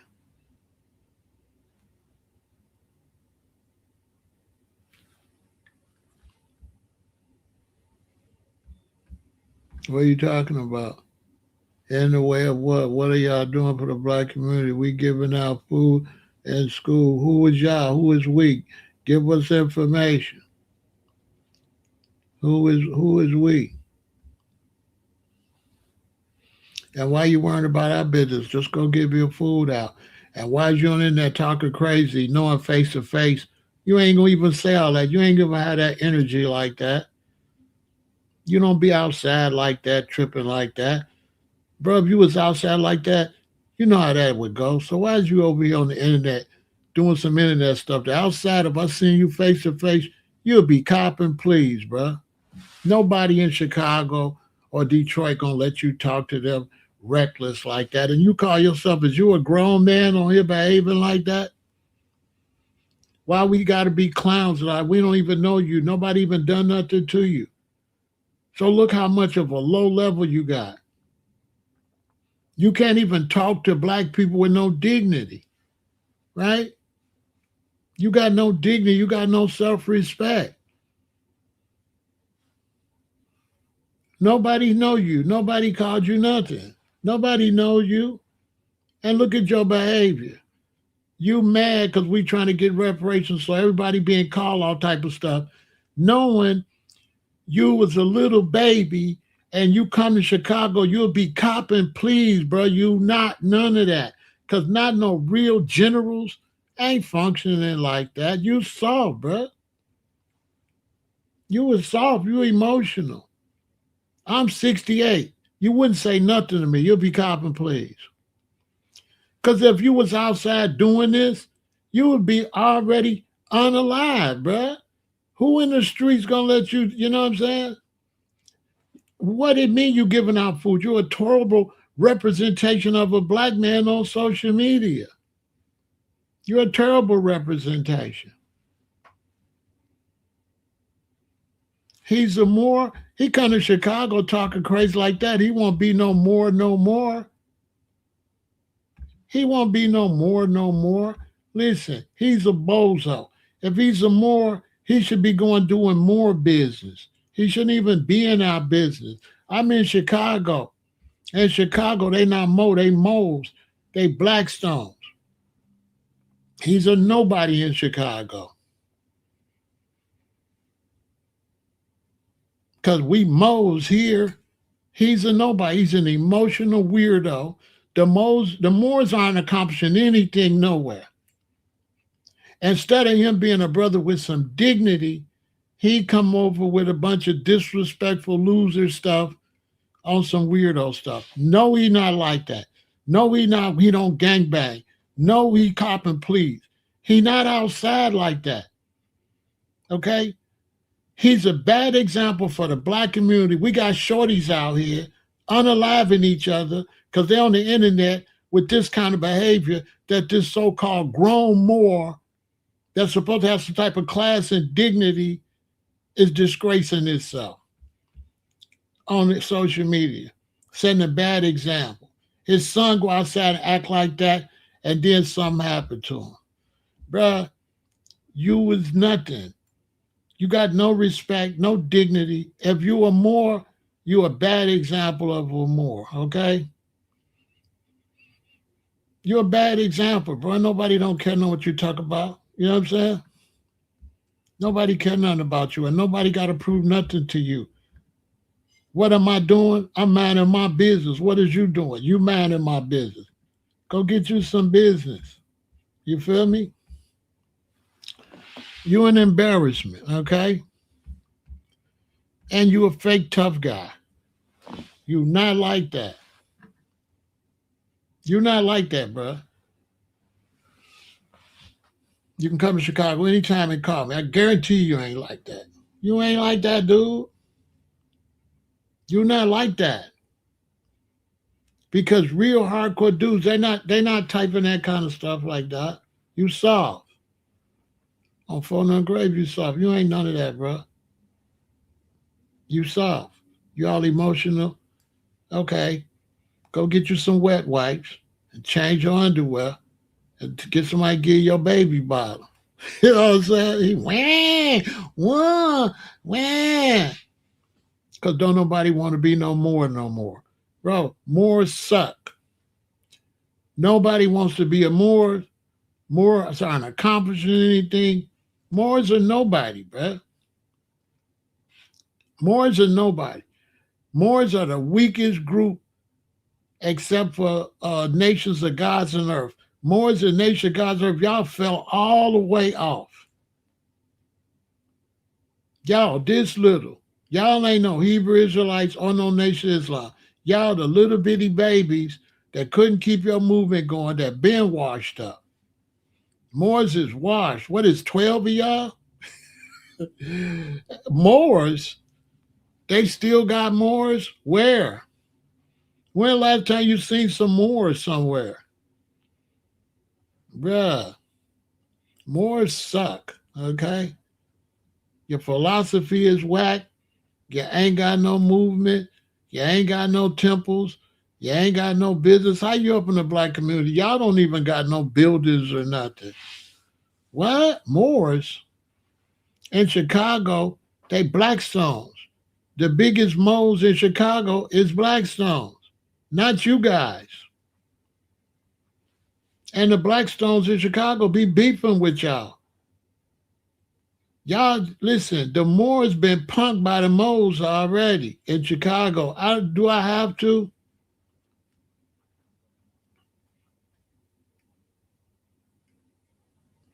The Moors are nobody, bro, in Chicago. We don't got Moors. We got moles. We got Blackstones. We don't got Moors. Not no more. Let me take a break. Coming over here with all that feminine energy and stuff.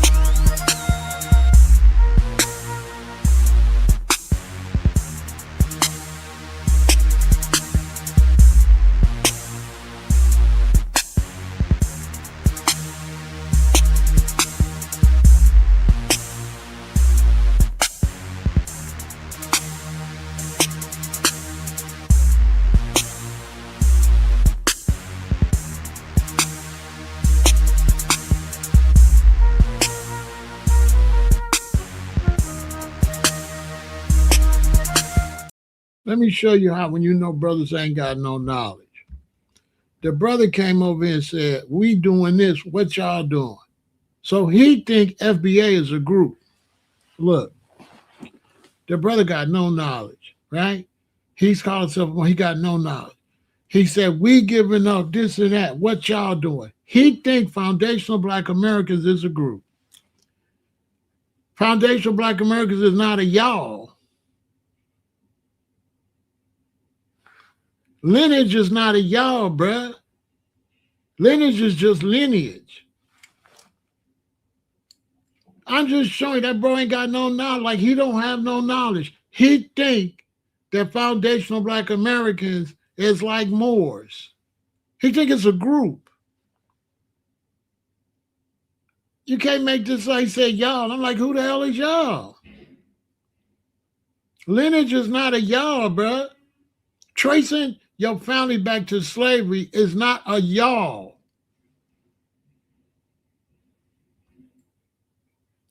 That fool think that FBA is a group. We don't, FBA is not a group, but we don't have FBA meetings and stuff. FBA is a lineage, bro. Foundational Black Americans is a lineage. It's not a group, dude. He said, we give out food. What y'all do? What? What? What are you talking?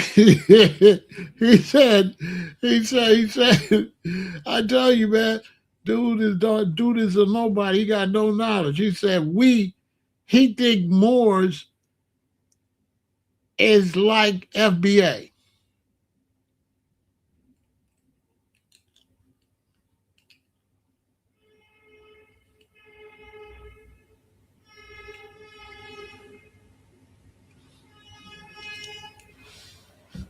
Listen, this is uneducated. This means you're uneducated.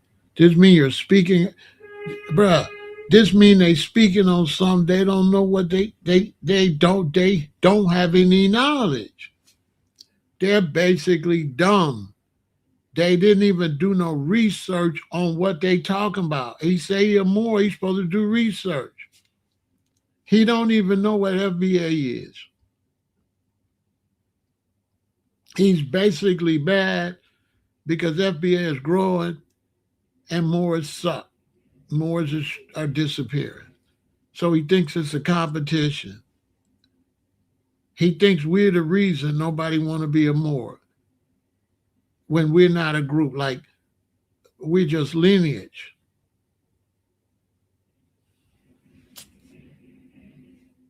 And technically, if his lineage go back to slavery, technically, he's a foundational Black American.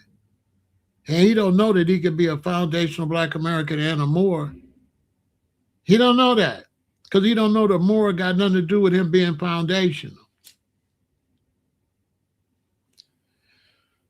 So if he don't know that, what make him think he could go outside in the streets with me? Bro, you slow. Embarrassing yourself. That's not my point. He wasn't one of the Moors that's slow. So the Moors is a concept. So the Moors is a concept where you try to trace yourself back and say you were Moor. But foundational Black American is based on your lineage and who was here. So reparations is based on who picked cotton. So if he's a Moor and he has family that picked cotton, he's owed reparations. Now, if he's stupid and say he don't want reparations because he's a Moor, then he not that smart no more. Okay? But if he was intelligent, he would look into was his family here and was his family as slaves so he could get his money. But he don't know what reparations is, and he don't know what a foundation of Black American is. He's an unintelligent so-called Moor. He don't got no, if he's really a Moor, because dudes will get on social media and say anything. But that was total ignorance because he think we a group. He said, we doing this. What is y'all doing? I'm like, who is y'all? He think FBA is a y'all. He think we have like FBA. I don't know what he think. I don't know what he think FBA is. FBA is a lineage. It's not a group. He think it's a group like the Moors. He compared the Moors to foundational Black Americans. Unbelievable.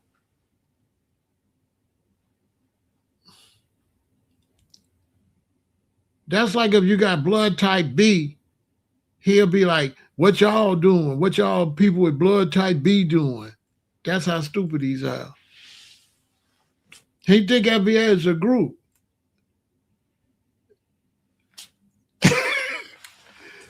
That's what he did. It might be 2 or 3 years before he realized what he was saying was absolutely ridiculous. He think it's a group. He said, what y'all doing? I'm like, who the hell is y'all? He think it's like a group of FBA, like a group. And they think Tariq is the leader. That's what they think. They totally unintelligent. They think Tariq is the leader of FBA. And the FBA is a group. That's what they really think. Slow as hell. And they don't know FBA is a lineage that just traced their family back so far. They slow. He's slow, and he say you're more. Well, hey, y'all group ain't doing so. Y'all ain't the brightest bulbs in the lamp, bruh. You ain't the brightest bulbs in the lamp. Hey, your head wrapped too tight. It's something to cut off the circulation in your brain. Stop speaking on stuff when you don't know what it is. FBA is not a group, it's a lineage, it's identification. It's Black American with the word foundational in front of it. That's it. Is Black Americans a group? No. So how was foundational Black Americans a group? Foundational Black Americans are Black Americans with the word foundational in front of it, man. Duh.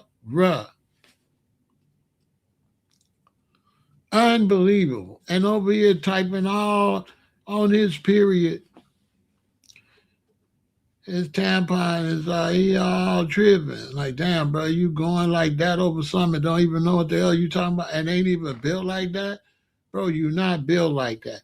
That's why you don't be seeing me on the internet talking crazy, trolling, because I ain't built like that to just troll with every dude in the world. I'm just a regular dude like everybody else. What, I'm Superman? I could just go on everybody's stuff and call everybody all kind of names and function outside like that. And most of these dudes that do that, they always never show their real face, and they always have a fake ID. They have a fake name. Because ain't nobody like me and the rest of y'all, they show our face gonna get on here wilding out on social media, just calling all kind of strangers. I say that nobody ain't doing that and get blindsided for somebody you don't even know who this is. You done call this man all out his name and all that. What the hell? He all emotional over us trying to get reparations. He mad because we trying to get reparations. Lord have mercy. That brother ain't got a chance in hell. And ain't gonna do nothing. Ain't no gangsters on here saying all that. Bro, you not gonna do nothing. All that barking. It reminded me one time it was a dog. He was barking. And I only came to open the door. He ran down the street. He was just barking because he was behind that gate. Well, once that gate opened, he was running and playing. He was only barking because the gate protected him. All that barking. You know what I'm saying? Yeah, you got to get some little more sense. You know what I'm saying? His mama should have taught him more. You know what I'm saying? And he need more education. You know what I'm saying?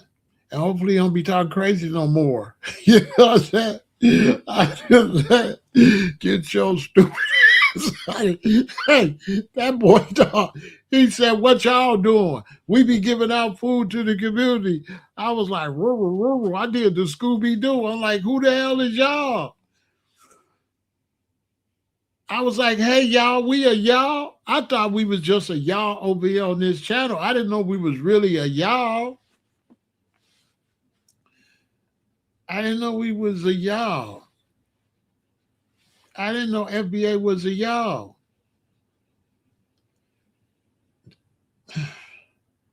We a y'all. Boy, I tell you can't make this up. How you mad because some people trying to delineate to get their reparations? How that make you mad? Because it should be a more. We need more mores. He mad because they need more mores. And we don't want to be no more. So he mad as hell. He mad as hell. We be giving out food. What y'all be doing? I was like, y'all, who is y'all, man? Like, oh, okay. Somebody escaped off the slow bus, right? somebody escaped off the bus to take the kids to the slow school. He done got loose. Somebody call his mama and tell him come get that baby. That baby done escaped. Oh, Straight Jacket Ted. He was big man too. Yeah, he was big mad. He said, what y'all do? I ain't know what the hell he was talking about. Oh, you mean FBA is a y'all? Oh, bruh. Go study. That's why all that Pan-African and all that stuff, we don't need to mess with none of that. Lineage is something good because we can go and we can get our reparations and make the government pay for what they did to our ancestors. But all them other groups, y'all don't waste y'all time with that stuff. Brothers, you want to get in a group, get married, have a wife and children, there go your group. Hey, man, that's fake internet, man. I see that man in real life. I said, boo, he'll run. He not really built like that. He not mad. You know what I'm saying? Come on, man. He not mad like that. I be listening to Biggie Small. Don't see my ones. Don't see my guns. Get it? Shut your stupid ass up. You mess with my PTSD over here. I'm trying to chill out. I got anger issues and stuff. Come on. I'm trying to chill, talk to the brothers and sisters. He messing with my PTSD. I'm trying to be regular. They be messing with my PTSD, bro. I'm trying to be regular and smooth and chilled out. They be messing with my PTSD. Get me kicked off of YouTube on Phone Down Grave. I'm start wilding out, gangbanging. You know what I'm saying? I had to catch myself like, man, I'll start wilding out, gangbanging on the miscellaneous dude. Bro, leave me alone. I'm chilling. I ain't trying to wild out on no buster like that. Talking about you a Moor. Bruh. You know what, bruh, I can't even say. Boy, this the rack, boy. We don't even got Moors. We got Moes. I mean, we got a few Moors, but the Moes run this. Who is the Moors? Oh, Jeff Ford. Who is y'all? What? Boy, I tell you, these brothers be crazy. The internet crazy. I ain't lying. So we gotta stick with what we own though. You know what I'm saying?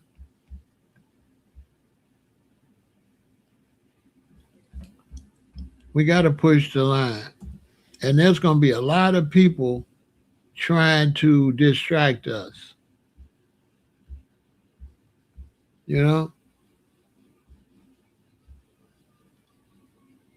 There's gonna be a lot of people trying to distract us.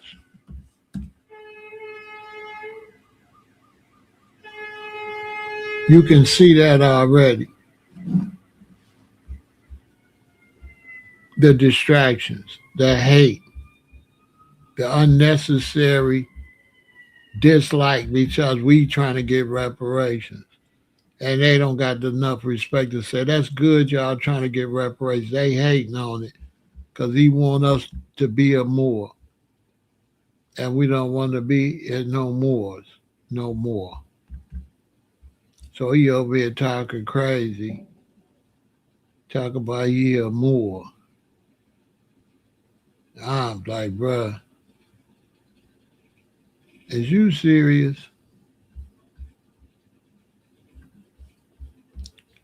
Yeah, this Chicago. And he talking to me, which is crazy. That's really crazy. Like, dude, do you know who you talking to? I don't think you, bro, what? Bruh, do you have any idea what you talking about or any of that? I'm wondering.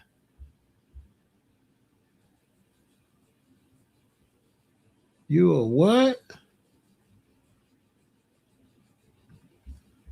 Boy, if you don't sit your ass down somewhere,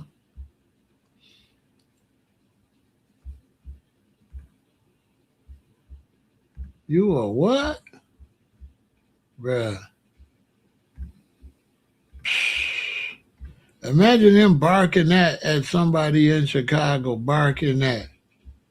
But we like, boy, I'm telling you, we are looking at him crazy. barking at you a mo, you a more, bruh. What? You don't even know who you talking to. This shit crazy. Crazy. So that's what's up with that, y'all.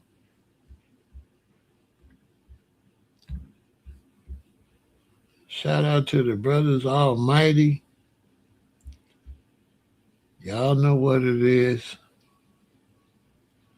I know they wouldn't appreciate that.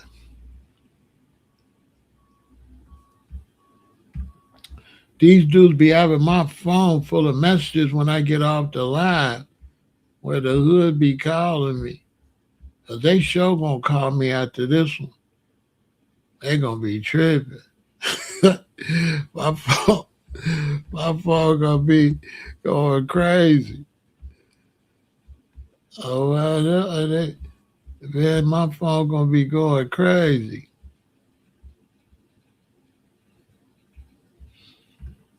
That man say, that man say he a Moor. Bro, the Moors and the Moors beefing in Chicago. Duh, bro. What? So that's that, y'all. That's another one done. Pan Africans is definitely in the way for sure. Free, free chief. He been in there long enough. Free Larry too. Free Larry. Free Jeff. They been in there long enough. Let them come on home. And y'all stay focused on reparations, right? We want the reparations. Stay focused. Don't let none of these people that be arguing and saying stuff to get us off our square. I'm going to be talking about that today too. Do not let these people get us off our square on what we trying to do, right? And Pan-Africanism, if they want to practice Pan-Africanism, that's fine. But the thing is that Pan-Africanism is never going nowhere. It's just dealing with an ideology that doesn't have no backbone to it. See, if you're trying to push Pan-Africanism without the Africans pushing Pan-Africanism, you basically wasting your time. Basically, you trying to push something that Africans ain't even trying to push. So how that's gonna work? You know what I'm saying? I figured I'd show a little history since they calling up the guys. Boy, keep the guys. I don't know nothing about. Boy, listen. You talking to the wrong one. You ain't no Mo, that's for sure. I don't know what you is. But boy, this the rat. What the hell you is? I don't know what you is, but listen, we got to stay focused. Pan-Africanism failed. It had no benefits.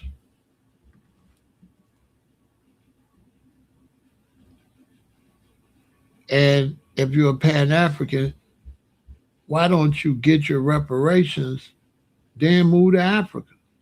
Duh.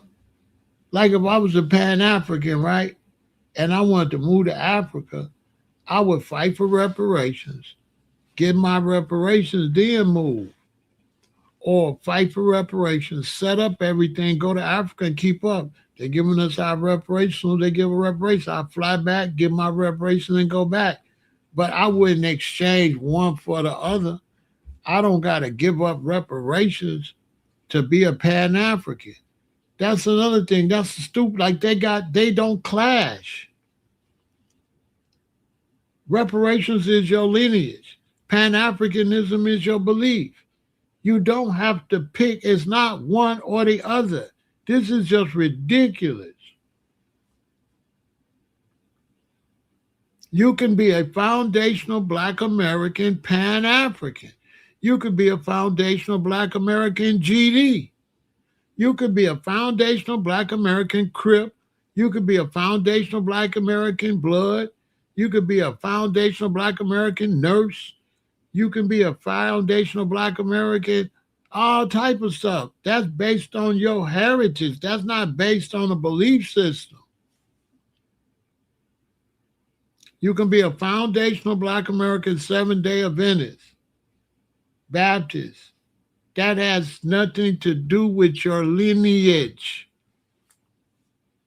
You can be a foundational Black American Moor. What are we doing? You could be a foundational Black American Hebrew Israelite. Like, seriously, what's going on? You could be a foundational Black American Muslim. Those aren't the same thing. Those aren't either or. A Muslim is your religious belief. Foundational Black American is your lineage. Your mama wasn't no Muslim. Your granddaddy, my grandma, they wasn't no Muslim. What that got to do with who your great-great-great-great-grandparents was? I'm confused. That don't got nothing to do with who your great-great-great-great-granddaddy, grandmama was. That's what make you foundational Black American. Now, whatever you are now, that's something different. Make that make some sense. I could be a foundational Black American Muslim all day, every day. Those aren't the same thing. Like, what are we doing? That's something my great-great-great-great-great-great-granddaddy and great-great-great-great-grandmama was. I could be a Rastafarian foundational Black American because my great-great-great-great-great-great-granddaddy wasn't no Rasta. He wasn't no Rasta. What? Those don't clash.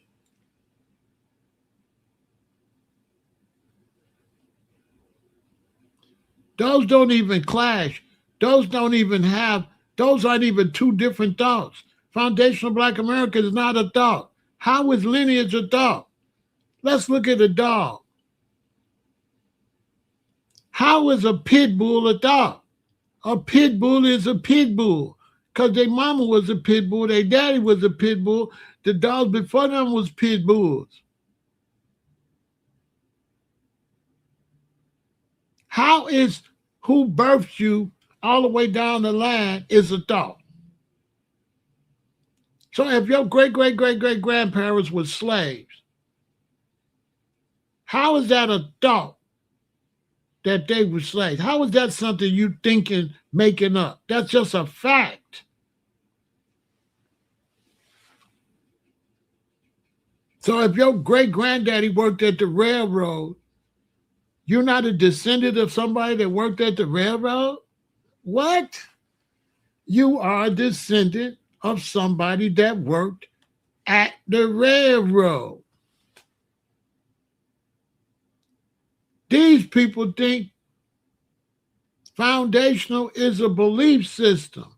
It's just a title to identify your lineage.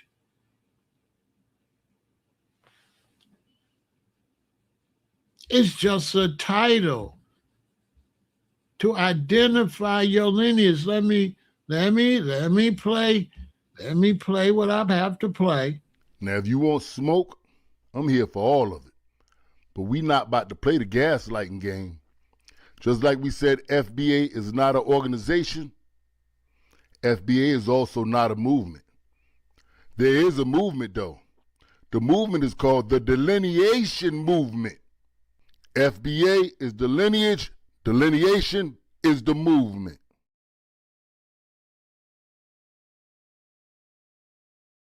Duh. Duh. The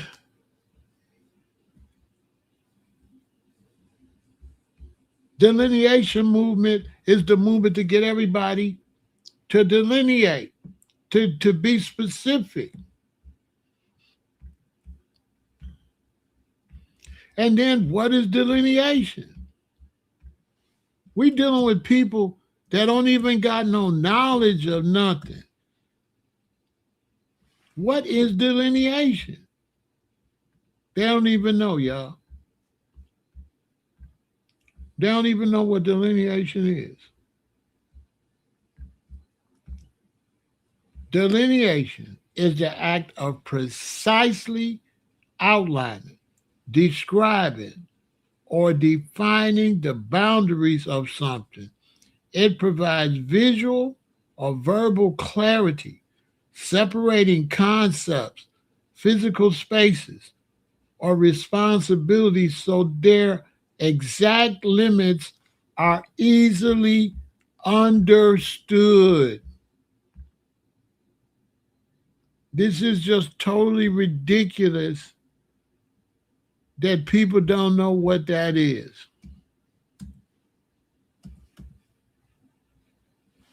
It's ridiculous. And it's really just showing how much people don't study or don't know basic knowledge. Delineation, the action of describing or portraying something precisely.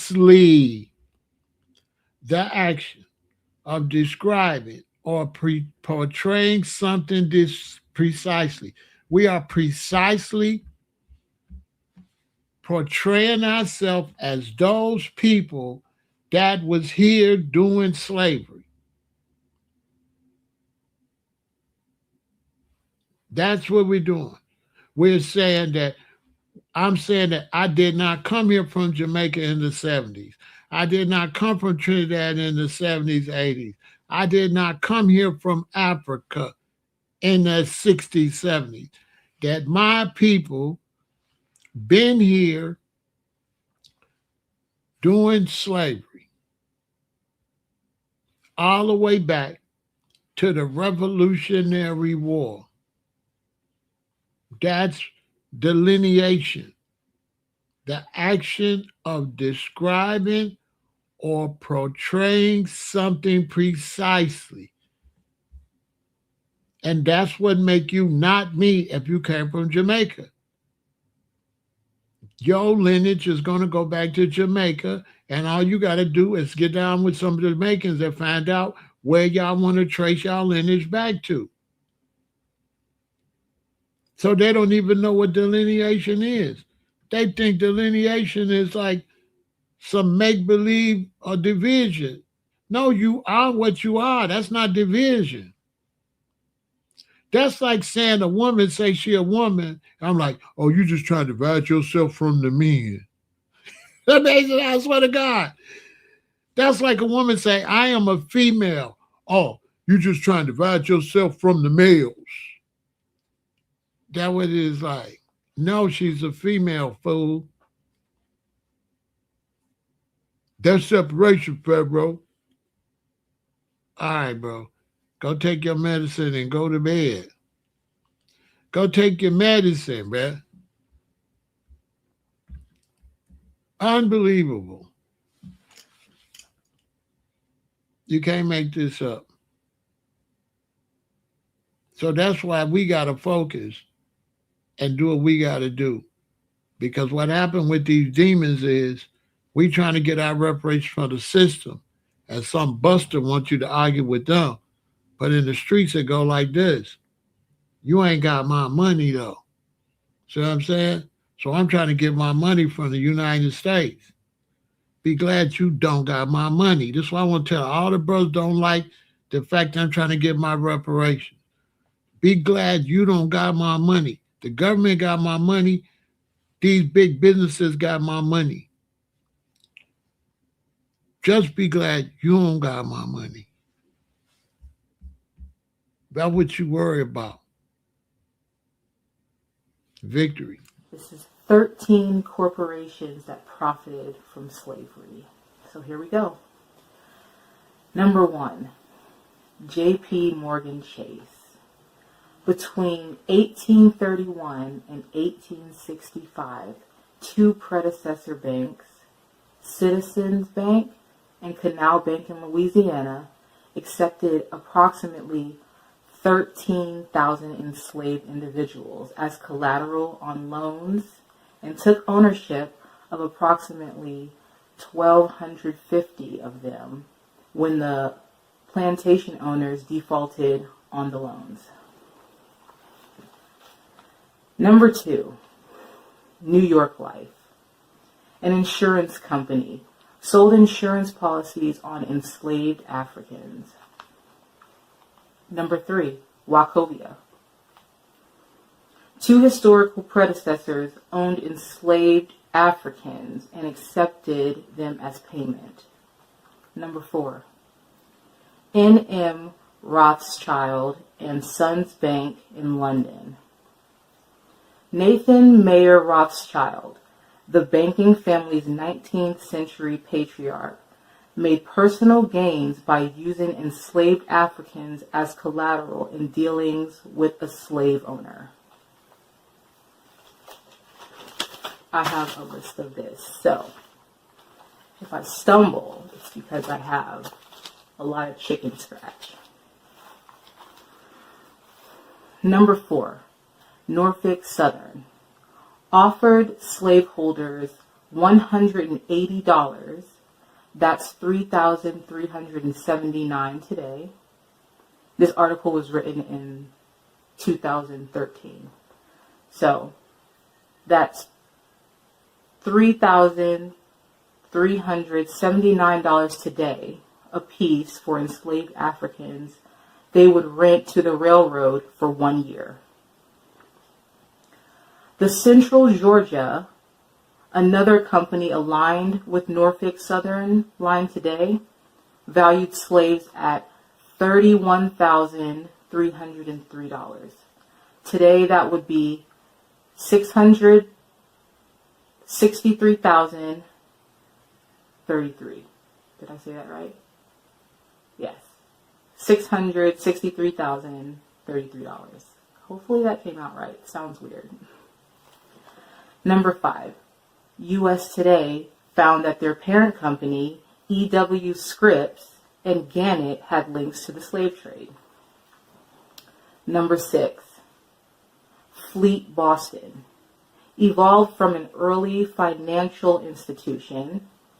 Providence Bank founded John Brown, who was a slave trader and owned ships used to transport enslaved Africans. The bank financed Brown's slave voyages and profited from them. Brown even reportedly helped charter what became Brown University. Number 7, CSX used slave labor to construct portions of U.S. rail lines under the political and legal system that was in place more than a century ago. 2 enslaved Africans were John Henry and Reuben. The record states they were to be returned clothed when they arrived to work for the company.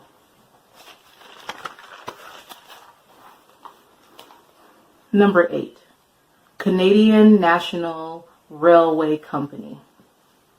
The Mobile and Ohio, now part of Canadian National, valued their slaves lost to the war and emancipation at $199,691 on record. That amount is currently worth $2.2 million. Whew.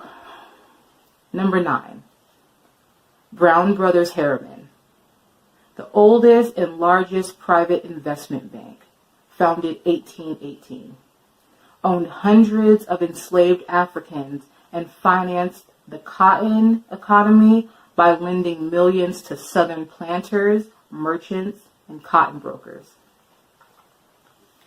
Number 10, Brooks Brothers. High-end suit retailer, got their start selling slave clothes to various slave traders in the 1800s. They got their start by selling slave clothes.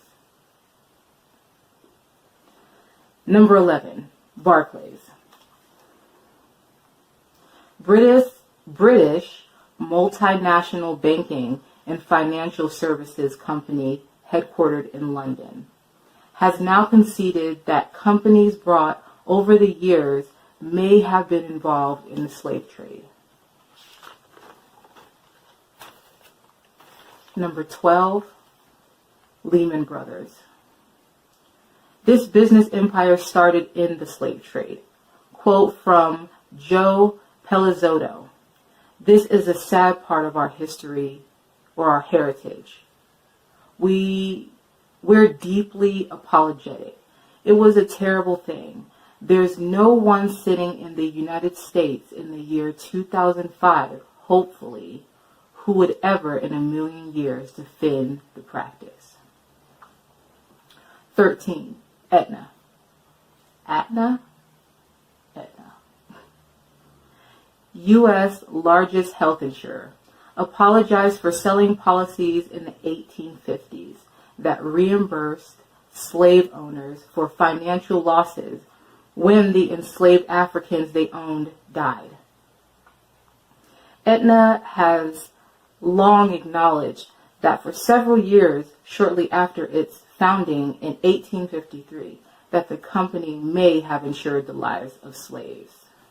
A few other people or a few other corporations, companies that profited from slavery: Princeton, Harvard Law School, Tiffany & Co., Bank of America, Yale University, and Wells Fargo.